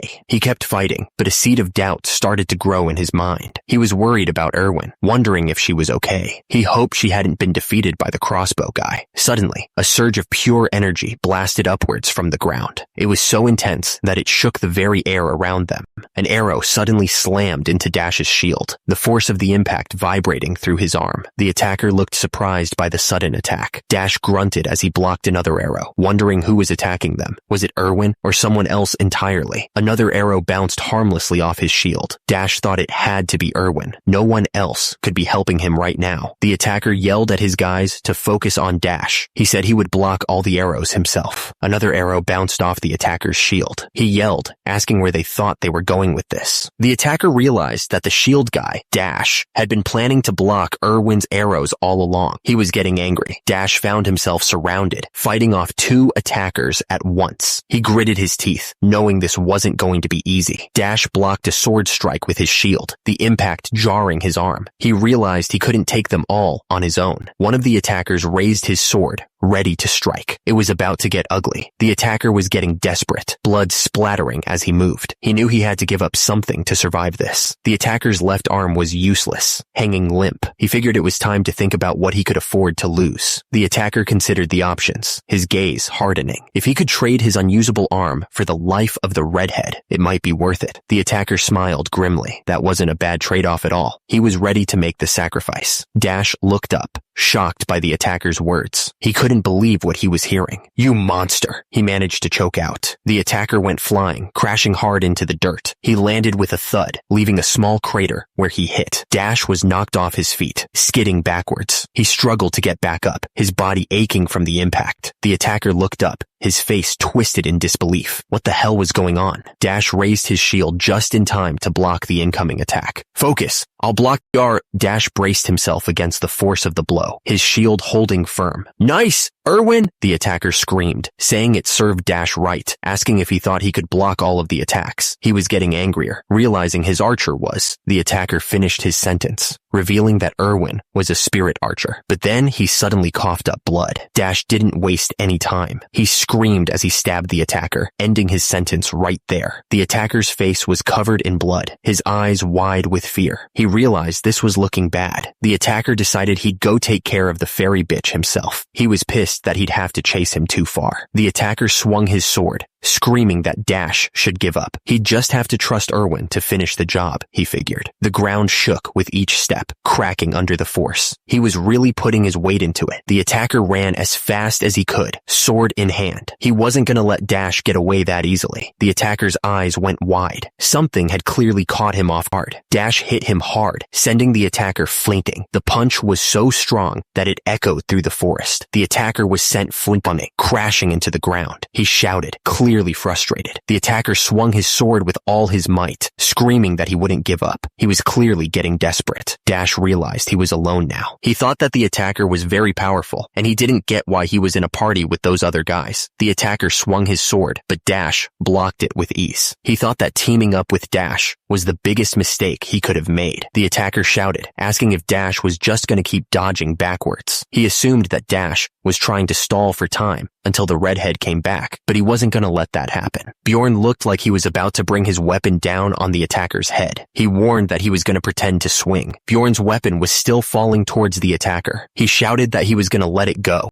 Bjorn's attack landed right on the attacker's face. The force of the hit sent him flying backwards. The attacker's face was covered in blood after that hit. He was clearly in a lot of pain. Bjorn looked down at the attacker, who was still trying to get up. Now was his chance to finish this. Bjorn's fist slammed into the attacker's face with incredible force. The impact echoed through the forest as the attacker's head snapped back. The attacker's eyes widened in shock as Bjorn's fist connected. His teeth rattled and a searing pain shot through his skull. The attacker screamed, denying everything. He asked if they really thought he'd die in a place like this. Bjorn kept punching the attacker, not giving him a chance to recover. Blood splattered everywhere as he continued his relentless assault. Bjorn stood tall over the attacker, who was now lying motionless on the ground. He had won this fight, but something felt wrong. Bjorn spat on the ground, trying to get the taste of blood out of his mouth. He was beat up pretty bad, but he had won. Suddenly, Erwin came running through the trees, shouting for Bjorn. She looked really worried. Erwin looked relieved to see that Bjorn was still alive. She asked if he was okay, mentioning that she thought Erwin had won his fight too. Erwin insisted that Bjorn's injuries were bad. She told him to hurry and drink a potion. Erwin said it was better to drink the potion than to pour it on the wound. She added that he was poisoned, telling him to hurry up. Bjorn reluctantly agreed. The empty vial lay discarded on the ground, a few drops of the potion mixing with the dirt. The stuff seemed pretty strong. Bjorn felt like his insides were on fire. He could feel the potion coursing through his veins. The pain spread to every vein in his body, and his skin felt hot and itchy. He was trying his best to ignore it. Erwin looked at Bjorn with worry. She asked him what time it was, clearly anxious about something. Bjorn told Erwin that it was 11:20, which meant they only had 40 minutes before the first floor closed. He added that they didn't even have time to rest. Bjorn suddenly told Erwin to strip. She was completely caught off guard by the order, and her face turned red with embarrassment. Erwin was confused. She wondered if he had a reason for saying that so suddenly. Then she realized he wasn't talking about her, but the dead explorers around them. Bjorn said that there wasn't any time to waste. They would just have to take the dead explorers' equipment, magic crystal bags, and backpacks. He told her to also grab the redheads and the crossbowman's things, and to be fast about it. Erwin called out to Bjorn, her voice filled with urgency. She was clearly worried about something. Suddenly, a massive portal opened up in front of them, shining with bright light. It was their only way out of this mess. Bjorn yelled that they were going in. He didn't even hesitate before jumping straight into the portal, pulling Erwin along with him. They were pulled through a swirling vortex of light and energy. The system showed that there were only 40 seconds left on the clock. The system announced that their entry to the first floor was a success. Bjorn landed hard on the ground, but Erwin somehow managed to land perfectly on her feet. Erwin was smiling brightly as she told Bjorn that he did a good job. She seemed genuinely happy to be out of that mess. Bjorn told Erwin that she did well too. He asked if there were about 30 seconds left. That was way too close for comfort. Bjorn suddenly remembered something important. He said that he remembered the essence and that Erwin had asked him to promise something earlier. Bjorn said that they didn't have much time to talk about it now, but they could discuss it once they were out of here. He seemed to be thinking hard about something. The system showed that there were only 10 seconds left. Bjorn was starting to panic. He asked what the name of the tavern was again, trying to remember where they were supposed to meet. Bjorn was gritting his teeth, pushing himself to remember. Erwin just looked at him, waiting anxiously for him to recall the name. With just 1 second left, Bjorn shouted that it was the Black Whale Tavern. He said that they should meet there, relieved that he remembered in time. The system announced that the labyrinth was closing. It was pulling everyone back to the city, whether they liked it or not. The system chimed in again, saying that the character was being transported to Rafdonia. The city walls grew closer as the light pulled him in. Bjorn let out in of relief. He was glad to be out of that crazy labyrinth. Bjorn took a deep breath and said that he was back. He could feel the familiar energy of the city. Bjorn looked around and realized he was in Rafdonia. He was back in the familiar city, but something felt different. It made sense that all the explorers were gathering in one place, given the circumstances. But damn, there were a lot of people. The city was packed. The thing is, time in the labyrinth flows differently than it does in the city. No matter how many days you spend in the labyrinth, once you come back to the city, it's always noon the next day. So you have to reset your clock so that it points to noon. Someone in the crowd shouted, calling out Jandel's son, Bjorn. He wondered who that was again. Some name starting with W. Two guys bumped fists, happy to see each other again. One of them said that it was Vanon's second son, Karak. Well, actually, Venon's third son. Venon's third son, Karak, was glad he was fine. Then another voice called out, saying it was Senec's fourth son, Sarum, and that he'd come back alive too. It was a regular reunion. It turned out Naren's son, Farman, was okay too. The barbarians cheered him on and one of them asked Karake how the labyrinth was. The guy was popular, that was for sure. He added that those razor-mane wolves were nothing, believing in Karake's courageous axing skills. Another barbarian wondered if they were having a whole reunion there. He asked where all these barbarian guys were popping up from. Then he challenged Karake to a duel of bravery at the checkpoint. The challenged barbarian accepted, saying he would prove his courage as a warrior. He said they should go, and that he probably earned the most magic crystals. Someone shouted, asking Bjorn if he wasn't coming. Bjorn said that he was coming. The system showed that Bjorn had 24,476 stones. The woman struggled to hold the bag, which contained 28,420 stones. No, wait, 41,498 stones. The weight of the crystals was almost too much for her. The other barbarians were going wild, celebrating the warrior's haul. They shouted that it was more than 40,000 stones, and that he was amazing. One of them declared that Venon's third son, Karake, was the warrior of warriors. The bags were overflowing with magic crystals. Someone asked if they all contained magic crystals, and the answer came back immediately. Yes.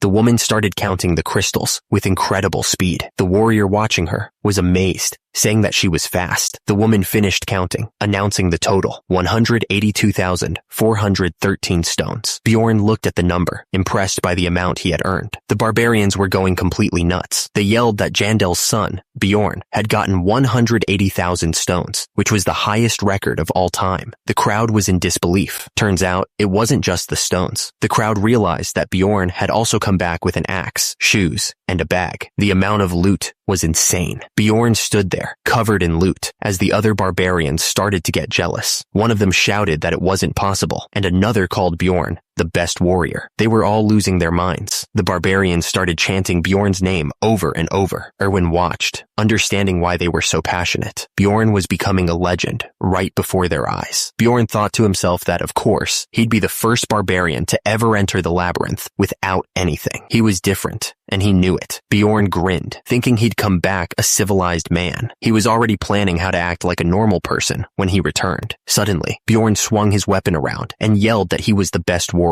He was so loud that everyone could hear him. The crowd went wild, chanting Bjorn's name over and over. Bjorn realized he couldn't be so loud, but it was too late. Someone told the crowd to quiet down, but it was hard to get them under control. The city checkpoint was always loud, but this was insane. The barbarians were sitting around, talking about their adventures in the labyrinth. The whole city was buzzing with excitement. Bjorn figured he should probably stick with the other barbarians. He thought there might be something he was missing, so he decided to wait for them all to come back before following. Bjorn paused, looking around. Wait a minute.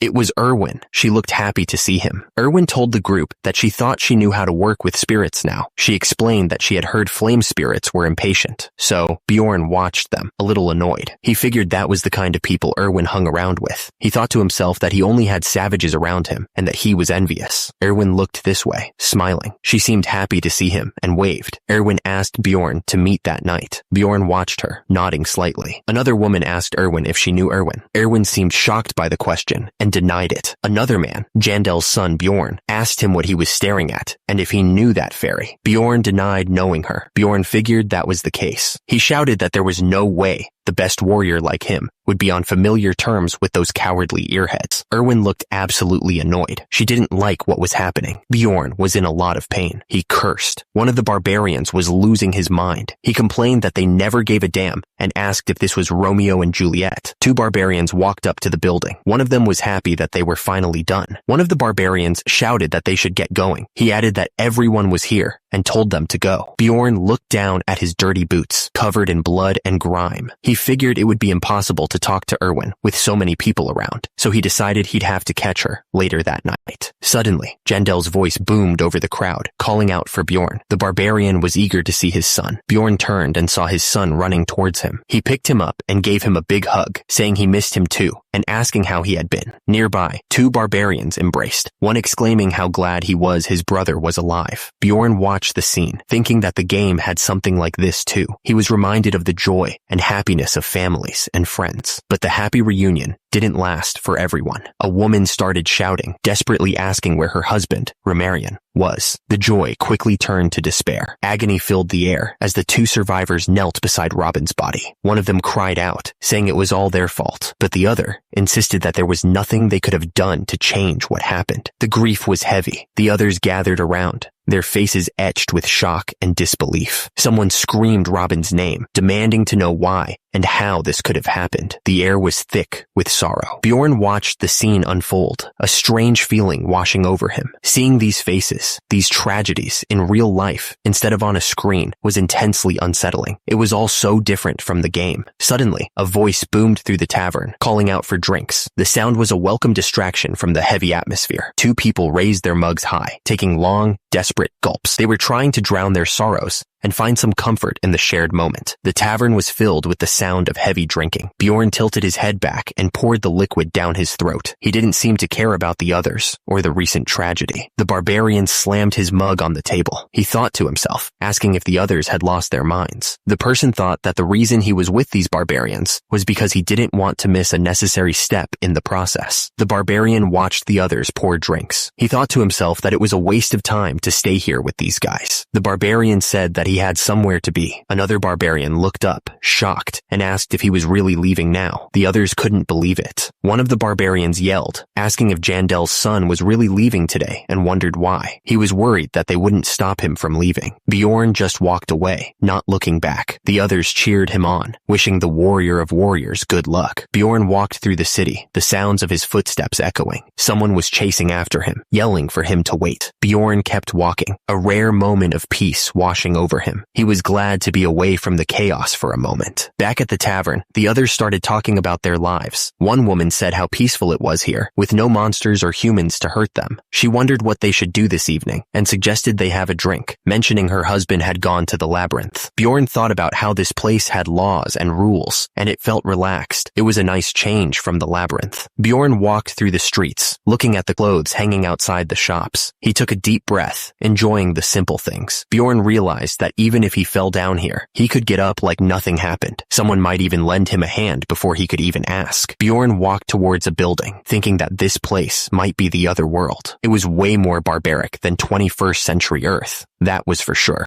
Bjorn looked up at the sign. Despite everything, he felt a sense of anticipation. The hot water poured over Bjorn's skin, washing away the grime and sweat of the labyrinth. He could feel the tension slowly leaving his muscles. Bjorn relaxed under the water, letting it all sink in. He thought that it was peaceful here, and living in this city might not be too bad after all. Bjorn stepped out of the shower, drying his hair with a towel. It felt nice to finally be clean. Bjorn flopped onto the bed, completely exhausted. His body ached from the fight, but it was a good kind of ache. He closed his eyes, trying to stay awake, but sleep was already pulling him under. He knew he should probably get up and figure things out, but right now, rest was more important. Bjorn lay on the bed, staring up at the ceiling. He thought to himself that he really wanted to go home. To be honest, Bjorn really wanted to go home. He thought. Even if there wasn't anyone to greet him when he got there, he still wanted to go back. Bjorn sat up in bed, looking around the room. The system flashed the current time, 21:18. Bjorn thought that he had come out of the labyrinth at noon, so he must have slept around 4 to 5 hours. Bjorn figured he'd get going to the Black Whale Tavern to meet Erwin. He was hoping to find some answers there. The man with the bag said that the Black Whale Tavern disappeared 10 years ago. So much for meeting Erwin there, I guess. The man looked up, a bit surprised by the question.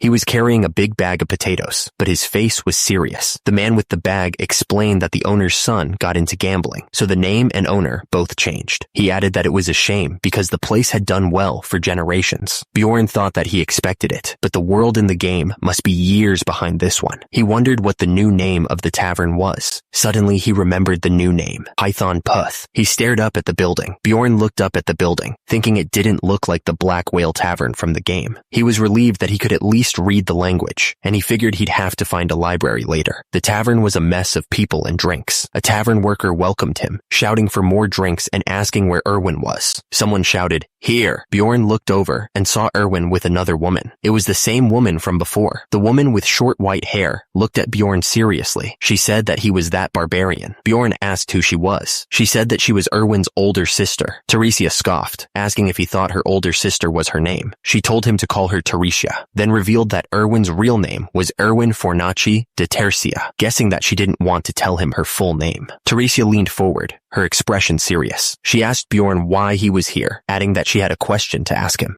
Teresia's eyes narrowed, her voice dropping to a low, dangerous tone. She asked why he had asked to see such a young girl. Teresia continued, her gaze intense. She wanted to know why he'd asked to see such a young girl so late at night in a tavern like this, implying something bad.